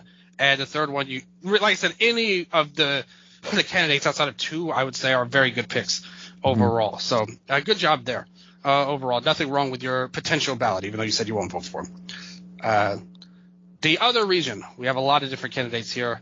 Let's start off with the Royal brothers. Burt Royal and Vic Faulkner. That's definitely people that I probably know the least about of anyone, even in this category. And just, I don't know. I think they had some good drawing records in the UK, but that's about all I know. There was a time period where Dave really liked them. And talked them up for a long time. I don't know if he still votes for them or thinks they're a great pick. But he was really high on them for a while.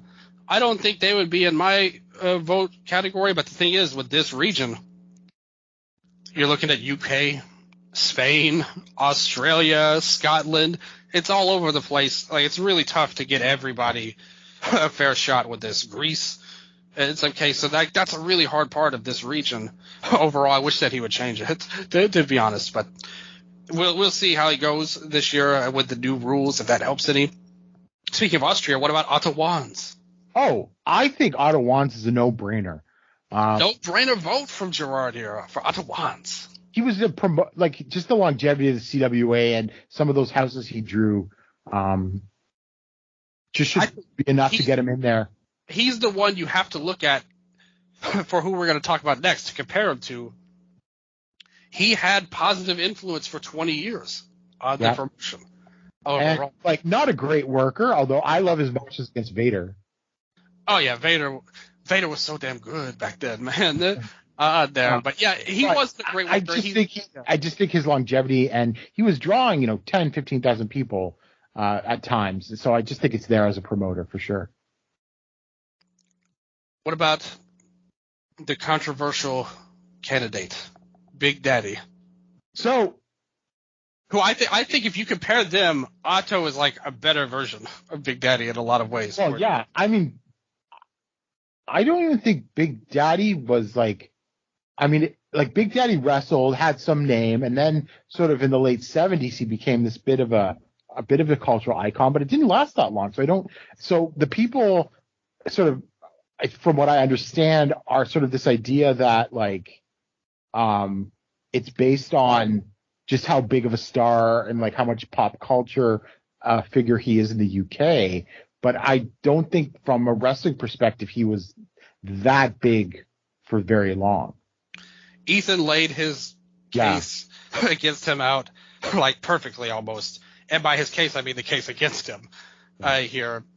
It just doesn't add up overall, but there's going to be some people that just will always live and die by him. Sometimes I wonder if some people just do it for like to troll everybody.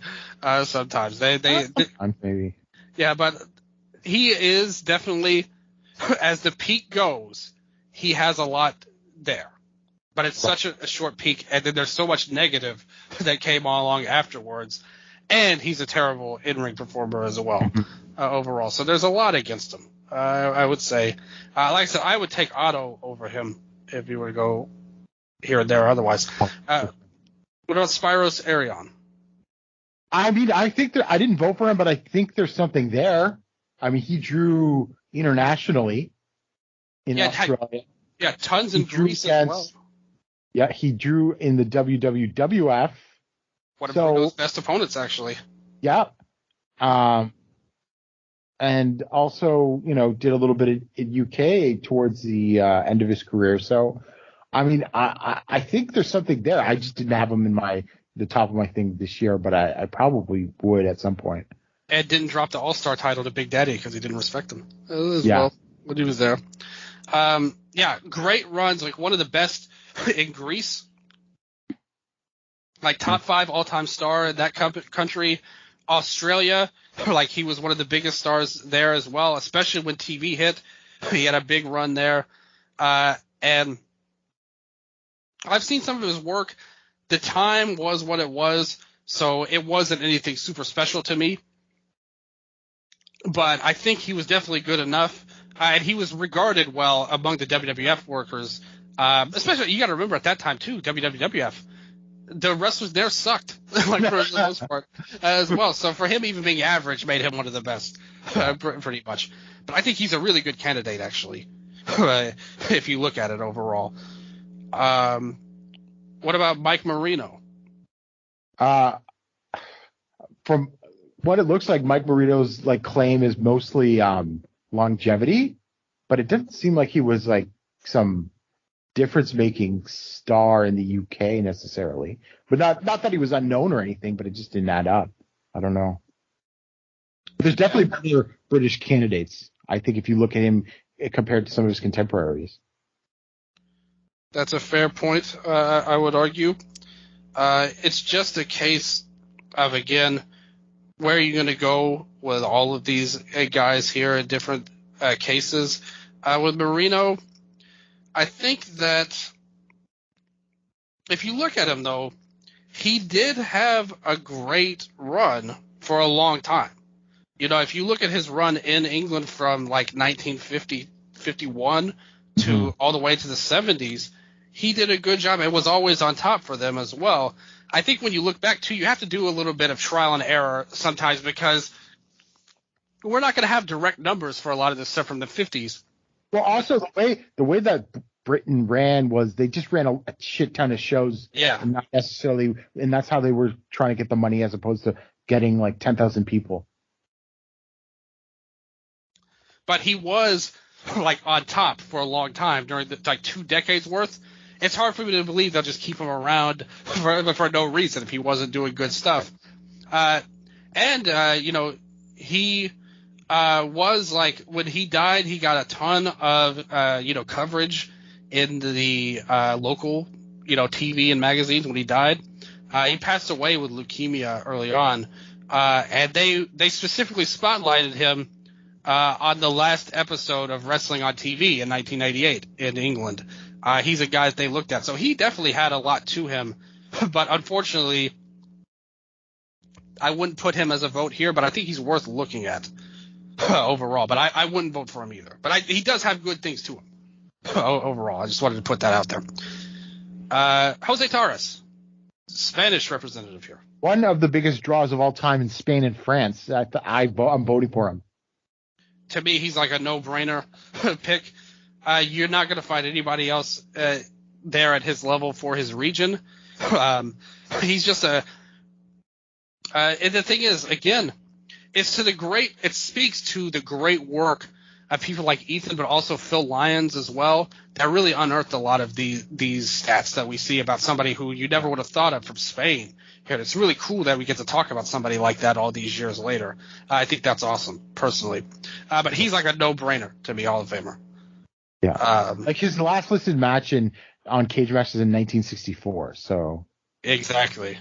And but still, he had so many crowds in 5 digits, like in Spain overall. Like Hall of Fame level for sure.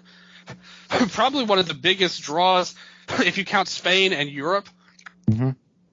All in one, he'd have to be up there comparing him to the UK guys. He's a Hall of Famer. Like long story short of it. Jackie Paolo, he's on the cut list this year. Will he get there? What do you think? I don't know if he'll get in. I'm not voting for him. He was a star for a little while there, so I think he has to sort of be looked at. But I don't think he's got as compelling as the case as some of the other Brits that we're going to get to. Yeah. They talked about it. Ethan talked about the book he wrote, soured him on the old school workers or whatever at the time, overall. But that to me is like a non-issue in my book. If he was bitter about stuff going on, going crazy, it doesn't really matter to me. He was a big time star. Talking about his feud with Mick McManus, that's a guy you look at for over a decade on TV, really helped along the TV and the British scene overall. But that said, I think that he's a good candidate, somebody worth taking a look at. I could see myself voting for him overall, but I think there is 4 that I would vote for above him, personally, on that end. What about Dominic DiNucci? I gave DiNucci a lot of look here. I sort of dropped. I came pretty close to voting for him. It's sort of impressive, especially in Australia and everything like that. So in that regards, which for the record, I know everyone's probably like rolling their eyes at Australia, but back when he was around, they were like the most profitable country with wrestling. Yeah, for sure. Yeah. And then they had a lot of ethnic baby faces because there's a lot of Italians and Greeks there and everything like that. Yeah, like Arion we talked about. Arion and yeah. So, yeah, I mean, he comes pretty close. I mean, I might have to think about it before, but he's on that line, and you can't dismiss him. You could argue he's the top star in Australian history at the time. Yeah. I think that's worth something, but I wonder how much, because he was so instrumental at training Mick Foley, that will draw people to him in this ballot. Because we've seen weird ballots come along for seemingly minor reasons. I wonder if that will help him here. Billy Joyce here, another Brit. I mean, I think he's someone that you really have to consider for everything. Like he was considered a great worker. Again, footage is an issue. He was part of the Snake Pit. There's some historical significance in there. Yep, I was going to bring that up. He was a star in the 50s and 60s. So, I mean, I think he's the number 2 Brit. But I didn't vote for him, but I will be in the future, probably. Anybody who's influential on Billy Robinson and Carl Gotch, well, that's a Hall of Famer. In my book, that's all I need to know. But he was also a top star, was a champion for a long time and everything. Yeah, absolutely, and that helped him be there, arguably the best worker of his generation. He was seen as one of the toughest guys there, Yeah, absolutely. To me, it's not like a slam dunk case, but I think if you put him and Paolo against each other, I would probably go with Joyce. I would probably go with Joyce as well. Yeah. George Kidd. Well, yeah, I'm voting for Kidd because he is slam dunk, easily British wrestling. Yeah. The style and everything like that. I just wish we could, just as a fan, that's one of my golden like things that I wish we could see as like just a match of his, like a big time George Kidd match. Yeah. But I mean, there's no real footage of him. Right. But everybody says he's like one of the best workers like of that time period. Well, and like Johnny Saint is just a George Kidd ripoff. Yeah, Saint's a poor man's kid. Everybody knows that. Well, let's go that to Johnny Saint then. It's not only on the ballot because of like Colt Cabana and Chris Hero. And Quackenbush. Yeah, I mean, it's fun to watch, but he's just wasn't as big a star as people might think, and he was like derivative of George Kidd. There's a decent amount of footage of him, and that's why he sort of gets this sized imagination of what people think of British wrestling. Yeah, even among his era, there were people like Terry Rudge and Steve Gray I thought were better than him. Yeah. Rollerball, he got in last year too. Yeah, he did too. Yeah. I mean, I love Rollerball Rocco, and I think he's way better than Johnny Saint, worker wise. Especially when you take into Japan stuff into account. Yeah. As well. I think that was a good pick to have Mark Rocco in last year. We'll be interested if that affects Saint, because I think a lot of people that would vote for Rocco would also vote for Saint, but we'll see. Saint did have 46% on here. He's getting a lot from wrestlers. Yeah, and it clearly. I suspect American wrestlers who watch World of Sport on YouTube, but. Yeah. Well, George Kidd did get 51%. Yeah. As well, so he's up there. Saint is. There's no way you could say put Saint in with Kidd's not in. To me, it makes no sense. And like people like Paulo were bigger stars. Yeah, absolutely. Like I agree with that as well. Killer Carl Cox. So the funny story is that Ernie Ladd claims that Killer Carl Cox was not a racist, whereas Jim Cornette says, he was in and around the Klan. So I guess. Oh my God. Who do you believe on that one? I don't. Same thing with Murdoch earlier, that he's always been said to be a yeah. So, but but that aside, there's a case for him in terms of he was a pretty major heel in Australia during the hot period, and he was also like a upper mid-carder near the main events, was teaming with like JYD during some of the hot periods in Mid-South in the early 80s. But I just don't think it's enough to make him a Hall of Famer. I pretty much agree with you. I could be swayed towards him perhaps, but I don't think he's got it like right now. No. Regardless of personal life, who knows? But he has a case, I think. Yeah. I can't see him getting in though, because like just being rumored to be in that is going to be like a you're screwed even if it's not true. And like how would we know at this point? Overall, Kendo Nagasaki. I mean, I don't know. I in some ways I see the sort of the case from both sides. Like, yeah, he was a pretty important TV star, but like, British wrestling in some ways was starting to falter. Also, when he hit his peak. So I don't know. I just don't. I mean, I guess I get why he's memorable and everything like that, but I just don't. I don't know. An influential gimmick, I guess. But I just don't think it's there. I agree. His aura, like the idea of that gimmick back then is kind of cool to me, but I don't know. I think maybe if I were around for that, I would have an emotional attachment to him in some sort. But when I look at his numbers and his work overall, I'm not buying it. Like at this case, we talked about Saint. What about Adrian Street? Well, you know what? I voted for Adrian Street. Oh, interesting. So I guess he'll probably get a death bump, but he got a lot of media coverage in the UK when he passed. Yeah. And when I was looking through his career, it was a long career. Like I don't know how long he was in the ring for. Let's see here. How long was his career?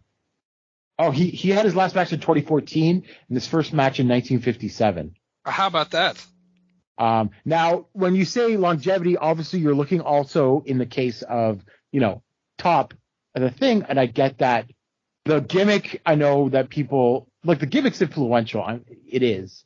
however you want to shake it. Yeah. I see it as more of a him preying off of the insecurities of his opponents and everything like that. You know, I mean, we just had that movie made about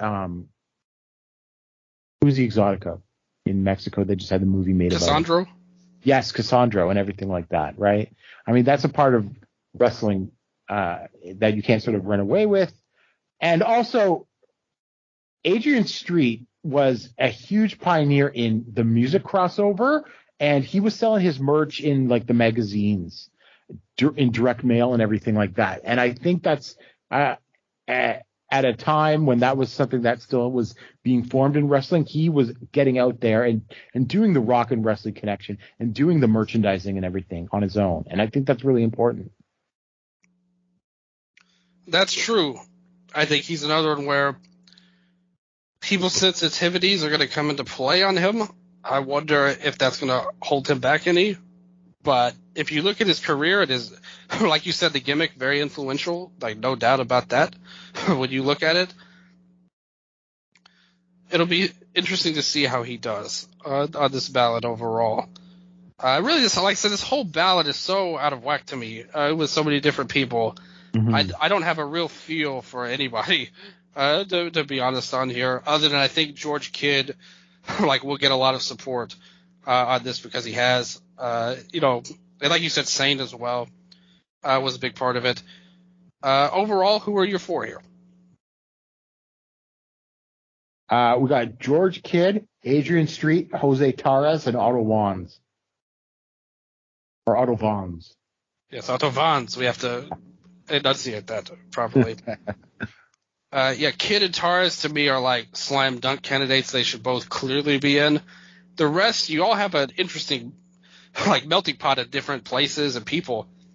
I would go with Joyce, and I think DiNucci would be my fourth overall. But I think Adrian Street's a good shout as well. No issues there. All of these guys are going to hover. I feel like I hope somebody breaks through so he can kind of clear out some people. Have one or two guys make it in, and then one or two guys drop off, and I think we'll be better off. Yeah, for sure. Well, that's going to happen with this new format. Yeah, I think so. I think you're right about that. And it's time. Like that logjam in Mexico lasted forever. It did. It's not as bad now, though. Oh. Things are. And now you're getting to see some leeway and people jump in. Will this help it or hurt it overall? I think it'll help. Like everything you said earlier at the start, I totally agree. It's going to get people off the ballot faster and better overall. So I think it was a good decision overall. I still have my gripes with some things about this Hall of Fame, in all honesty. Not that I'm making it. I think overall the Observer Hall of Fame is a very interesting time to look back at so many people we would never actually get the chance to talk about to any in-depth degree. And I think that's a very important part of it as well. There's some things I would change, but Meltzer, I'll give him this. He hasn't been afraid to make changes year by year. But before, the tag teams and everything. Yeah, for a long time he was against that. He didn't want anybody to go in twice. But he finally turned it around. He added different things. He's trying to make it better. We'll see how it plays out overall. But before we get on out of here, I want to talk about next year. You mentioned it at the top. Who do you want to advocate for? Who do you think Dave needs to put on this ballot? One of the names I said, and this is sort of on behalf of Case Lowe, who's also been lobbying for this person to come back on. So I asked for Gran Hamada. Great. And he's been on the ballot before. I couldn't believe he fell off. There's enough footage out there now that I think we need to take a look about his influential case, and I think it's there. So I will probably be voting for Gran Hamada if he gets back. I asked for Yoshihiro Takayama. I completely agree. I'm surprised. Now, he dropped off in 2005, but he wrestled for 12 more years. And I know that on his audio that he did about the Hall of Fame, he threw out some names to his panel, and the first name he asked was about Takayama, and he got a good reception for that. So I think Takayama is going on. Now, I am not guaranteed to vote for Takayama, but I think he should be on that ballot. He should be on the ballot for sure. and he should be looked at more in depth for his run. That's the whole point of why I got him on. Because Exactly. he had that all of that career run after he fell off. And was one of the top freelancers at his peak, like wrestling for multiple companies, winning all these world titles. I mean, you could argue that he was the only star made in Japan. Yeah. that era. And even then, that was because of an MMA fight, but still. Yeah, but like Tenzan sort of flopped, and then sort of got downcycled really quickly. Yeah, and then Akiyama never lived up to his potential. True. Kojima kinda, but he didn't. I don't think he had. But he didn't have the same peaks as Takayama did. Yeah, the company went down. Dome events and everything. True. So I really think that we should be studying Takayama. Okay. And finally, because it will be the 50th anniversary of his debut as a referee, I asked for Kohei Wada. If Higuchi's on, I think we have to give Wada the same. So here's my point on Wada. He's still a referee. True. 50 years. He was also an assistant to Baba. And I think that counts for something. And also, he is hugely respected in the business. Did you ever see that match in DDT? I can't remember everyone in it, but it was a 5-way for the KOD title. I want to say it was like sometime in the mid-2000s. And like Dick Togo was in the match. I think Takagi was in the match.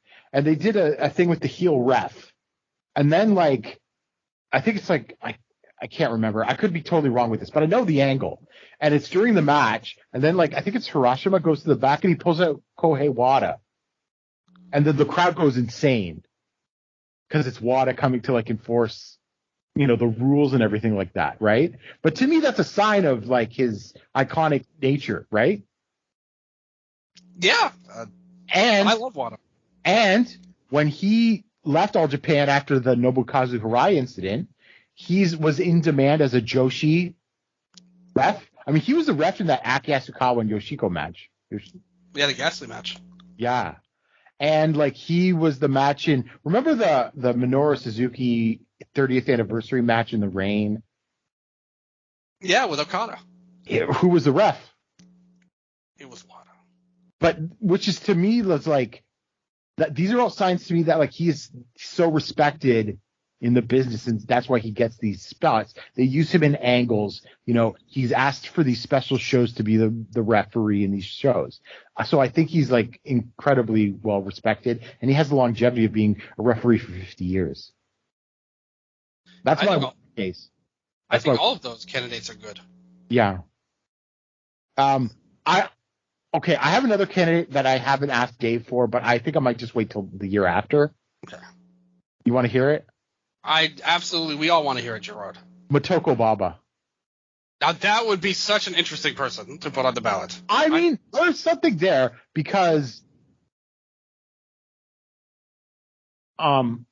she was running that company with Baba, and even after the split, All Japan's business did not tank. Like they were still doing decent houses.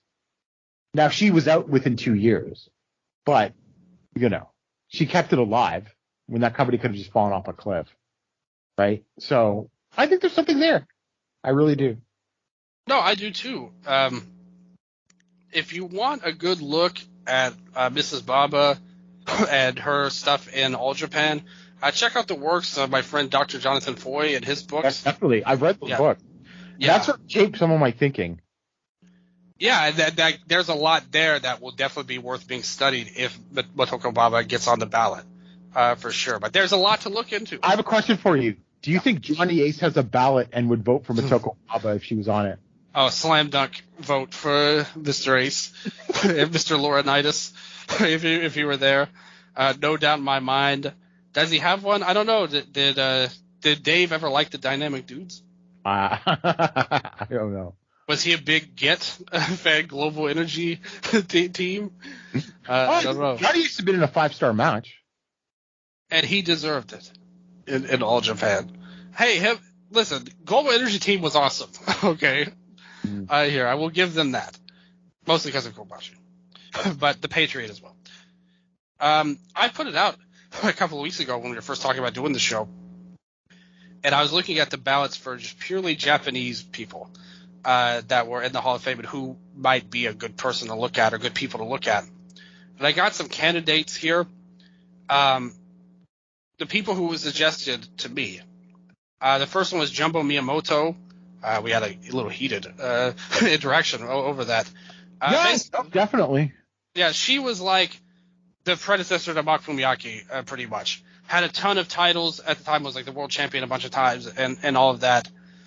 She's worth looking at for sure. All of these people I think Absolutely. I agree with Jumbo Miyamoto. Jumping Bob Angels as a team. That's all influence, though. Like, how big of a drop were they in Japan? You know, the thing with them is when you actually look at them, because like I said, everybody knows them because of the WWF stuff, right? But if you really look at them in Zenjo, Yamazaki did more than Tateno, like for them overall. And they were both around. Yamazaki was like a short period overall. Tateno wrestled for longer because she came back. But as a team, they weren't actually together that long overall. Like you go and look at their title history. They were like the tag champions once in Zenjo, and it was for like 2 months or something. It's not like they were top draws or anything there. But, I mean, they were great wrestlers, though. Like, if you talk about them on work rate level, I would put them up there with a lot of teams that are already in the Hall of Fame. Mm-hmm. And very influential, as you said. Although, the thing is, like, where does influence start? Because, you could say Yokota was more so, right. Jaguar transitioned them to, but I think they're worth a look, at least, to dive in. Takayama got suggested to me. He's a top candidate to go in. Tenzan and Kojima, we talked about them as single stars. What about this one? I really like this answer. Putting Taue back on as a singles on the ballot. I don't know if Dave will do that. I don't think he will, but I think it would be funny, to be honest with you. He was so close. It should have been in, but I don't think people are going to vote for him, though. I think so, too. I think we slammed the door on him now that he got in as part of the tag team. If he was still around as a singles, I think he would get there. But nevertheless, what about Masato Tanaka? He's got longevity. He's got longevity, and I still think he performs at a high level. But I don't know if I mean, Hall of very good, not Hall for yeah, exactly. I mean, Masato Tanaka has a very special place in my heart because I saw him in ECW on TV in 1999, and he was another big factor in me getting into Japanese wrestling. But I can't. I don't think I could vote for him. I agree. What about Sugiura getting back on the ballot, which was also I don't know. He didn't get any votes the last time is the problem. I don't think he'll get more votes this time. That's what I'm saying. He hasn't added on to differentiate himself before. What about Naoki Sano? Great rivalry with Liger really jump-started him as the heel to him. Yes. Really became more of a shoot-style type of guy. Yeah, but there was nothing else other than that Liger feud that was above mid-card. I mean, great, and I liked his team with Takayama. But I just don't think there's not enough there. Had a run in Noah where he did, Yeah. It wasn't great. To be honest, I know part he was not that great, but he's an interesting one to look at least for his peak, but he would be on the low end of these names, in my opinion. Michiaki Yoshimura. Now, he's a guy, he was like the top tag specialist of JWA. Yeah. He had tag team titles with like Inoki, Toy Nobori, and all of these guys. Like, he had like 12 runs, and he was very special as a booker. Ken Stalker suggested him, and I think it's a good pick. If Ken Stalker suggested it, then I definitely think he belongs for JWA, first of all. But I looked at him a little bit. I don't know how much support he would get because we're talking about a guy from the 60s. Yeah. But I think he's a good pick. Kiyoshi Tamura, one of the best wrestlers of all time. Was he not on the ballot? He was, along with Volkan. They were both on the ballot. Neither of them made it. I mean, I think you can make a work case for Tamura. Yeah. A bit of a drawing case, sort of. But it wasn't really that long. That's true. I mean, you're looking at a 3-year run at most. Like, that's even stretching it, like 3 to 4 years at most as a main eventer. But I mean, I think his work and sort of the influence from that work is absolutely under consideration. Even after Rings, when, U-Style and all of that was more of an indie promotion, yeah, he was a great, great freaking worker. Like, one of the best in the whole world. He's had, Look, he was, yeah. If Lariat UWF sells out Sumo Hall, get back to me. Well, that's never going to happen. Overall, so. Well, I would add that to his case if that somehow did. I think, he's had my match of the year 2 times in the 90s overall. He was kind of like the best worker of the back end of the 90s, in my opinion, in the whole world. I think if he goes on the ballot, I would advocate for him and vote for him like 1,000,000%. But he just didn't get the votes last time. So I think it's tough re-adding people who are on already. Yes. And I would prioritize Takayama as much. I think Tamura is literally a top 10 worker of all time in the history of the world. But I still would prioritize Takayama and maybe even the Jumping Bomb Angels over her. I personally also nominated Maki Fumiaki, who she was kind of on the ballot by the like here. But I think if you're going to put them in, I think she deserves a look. She was the predecessor to them at the end. Like, you don't get them without her. So I think that, especially she's a celebrity too. So yeah, absolutely. And again, her run was very short. Like, she was much more of an actress than a wrestler. But I don't think you could appropriately tell the history of Joshi without her. More so than someone like a Jumbo, who had a lot of titles, but things changed when Fumiaki came around. Right. So I would not, that would be who I personally recommend. And also Toya Nobori as well. Another one, the same problem with Yoshimura, except he was actually the main eventer of JWA at the time. I think he run into some similar problems, but I think with his historical significance, he's worth taking a look at as the top star after, everything happened with Ricky Dozan and Baba and Inoki weren't ready yet. He was the guy that kind of followed that path afterwards. I mean, I would probably vote for him, actually. I think he's worth a look. Yeah, absolutely. Yeah, I think if you put him on this ballot that we have now in Japan, I think he matches up pretty interestingly, just in such a different way where it's hard to tell. Fumiaki the same way. Her peak is up there, longevity isn't. Where will they go? I don't know. But if everything goes good with Beauty Pair, they have a huge reaction. They get in with like 80-90% of the votes. Definitely think Bach deserves a look. So those were the 2 I nominated, and I got some good nominations. And Takayama, I think we all agree, is a great vote there. So thank you for this, Gerard. It was a ton of fun. I always love coming on and talking about history. I know, man. You're awesome talking about it. I really loved it. I loved that you came on with me. I was really thankful that you spent so much time with me. We were able to push it back a little bit, but I think we got more time out of it than we would have had earlier. So yes, definitely. Yeah, absolutely. As always, you're the guest. If you have anything you want to say to the people out there, the spotlight's yours. You want to hype anything, advertise anything, say whatever you want. It's fine. Listen to the Emerald Flow Show. We are on all the major podcasts, apps, and everything. I don't write as much as I used to on voicesofwrestling.com, but I did write the Fujiwara thing, and I wrote a small little piece about the Beauty Pair as well. But that was really short, but just being like, their slam dunk case. This is why you should vote for them type thing. I may write something coming up about an All Japan year in review because there's a lot to talk about in All Japan right now, and you should be watching it if you're not. You spent all your writing energy into being a hater of Fujiwara this year. I did. You should do like I do, make up stuff that you wrote as well. Just give yourself credit for stuff you never actually wrote. It's fine. That's the wrestling way, Gerard. But FlowShow's great. I always love the work Gerard does on there. Paul Vosch is on there as well. Another German we've got here, the German North American connection. We got just like me and Striga. They love their wrestling. Absolutely great history in Germany and all of Europe, really, on there. That's one of the things I love about wrestling. I always say it is how it's like a global language almost.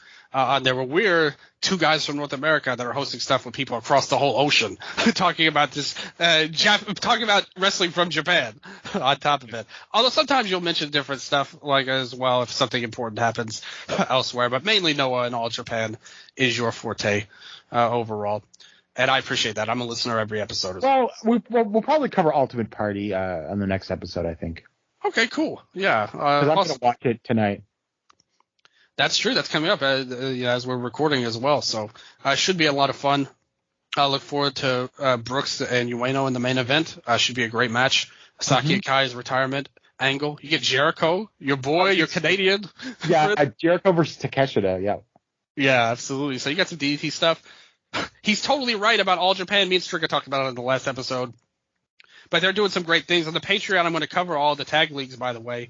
Real World Tag Leagues coming up. Starts tonight. That's I'm going to watch it live because it's starts at 9:30 on my time. Yeah, I should have a review of that tomorrow, maybe Monday at the latest, overall for night one. So check that out. Sign up to the Patreon, $5, get you all of the Real World Tag League.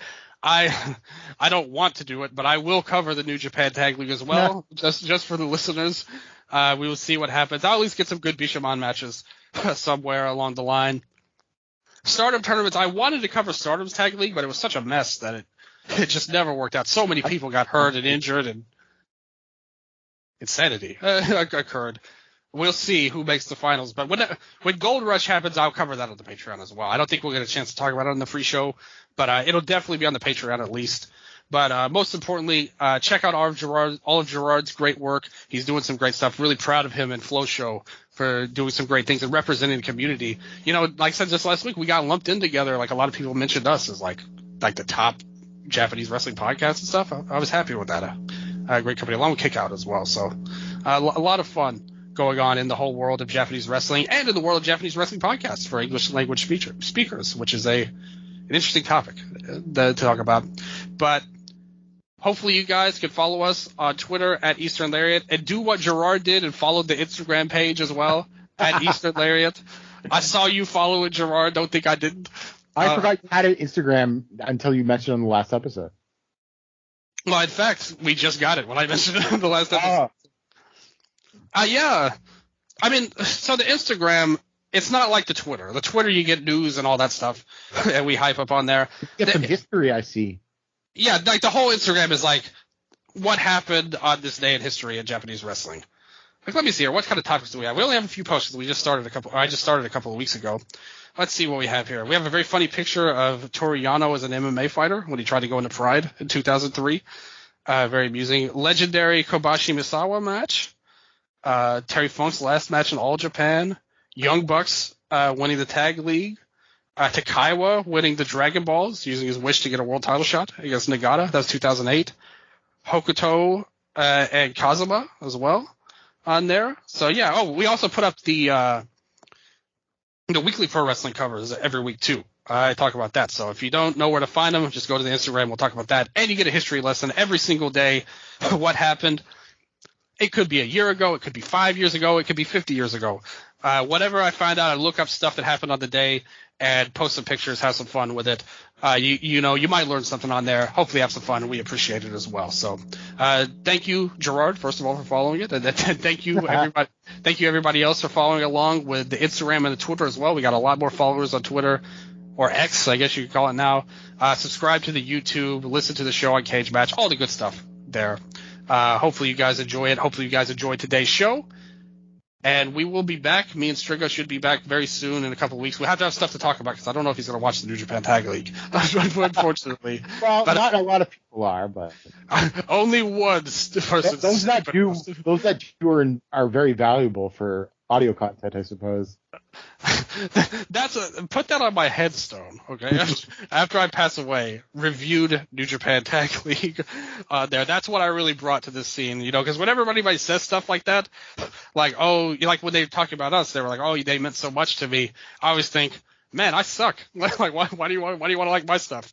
That's what I really brought to the table most, was New Japan Tag League coverage overall. But you will get that, and we will see what me and Striga do. In year-end award stuff, we're already talking about that too. That's going to happen at the end of the year. I was just thinking about the Eastern Lariat year-end awards because I know I can vote for people that I wouldn't necessarily do the same in the Observer, and I'm excited. We do different awards than the Observer. They have theirs. We have ours. We named our awards now. Dave. Well, I could feel more comfortable voting for Yuma Aoyagi as like the Eastern Lariat MVP than like the MVP of all of wrestling. Would you? Okay, so who would you vote for MVP of all of wrestling right now? Probably Ospreay. I think he'll win the Observer one, but he wouldn't really fit for a Japanese only candidacy. No, because a lot of his cases outside of Japan. Yeah, and he's having like match of the years in France. Something. That's true. But I probably will be voting Yuma Aoyagi as MVP. Well, remember who was the one pushing for that most on the last couple of episodes of Eastern Lariat as well. And I think I'll assume what best promotion will be from me. That's right. I know exactly what you're talking about. 0-1. This is their year, Gerard's candidacy.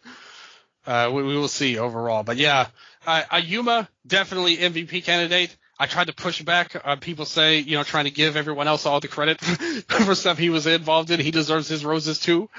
And he's awesome. So everybody check that out. We'll talk more about the end of the year awards as we get closer to the actual end of the year. But hopefully everybody has a good time. I don't know if we'll have a free show before Thanksgiving in America. The U.S., obviously Canada had its Thanksgiving and nobody else has it, I don't think, because that wouldn't make sense, to be honest. But still, if you do celebrate, have a happy Thanksgiving. If you're in America, have happy holidays, whatever you celebrate in November. Hopefully you got good weather coming forward, good things. You got Black Friday coming up. Get some sales, get some good deals on stuff. I'm a big fan of that. Buy stuff for yourself and your loved ones, but especially yourself out there. Thank you guys for listening so much. And until next time, sayonara.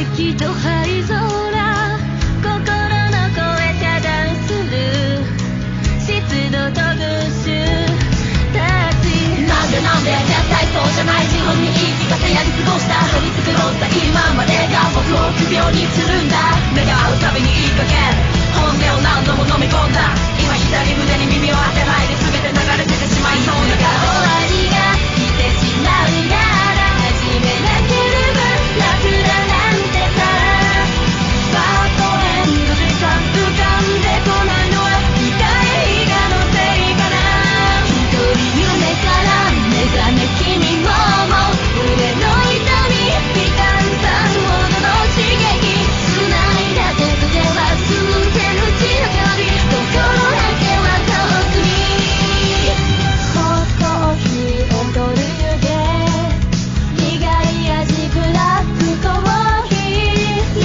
しくしたのは君の好きな人工甘味僕らは規律を見えてるから些細なこともぶつかってしまうだけどだから些細なことにも気づき合えると思える見つめられればこれは真相レントゲンの両僕を見つか誰も気づかなかった僕の無さを君は最初から見るんだ静かな終電のホーム知ってる場所違って見える変わったのは僕この街さらにこんなことは知ってる喉に詰まって吐き出せない膨らむ想い逃げ道を作る日が偶然じゃなくて選んだ必然で繰り寄せた When you feel sad, I feel painful.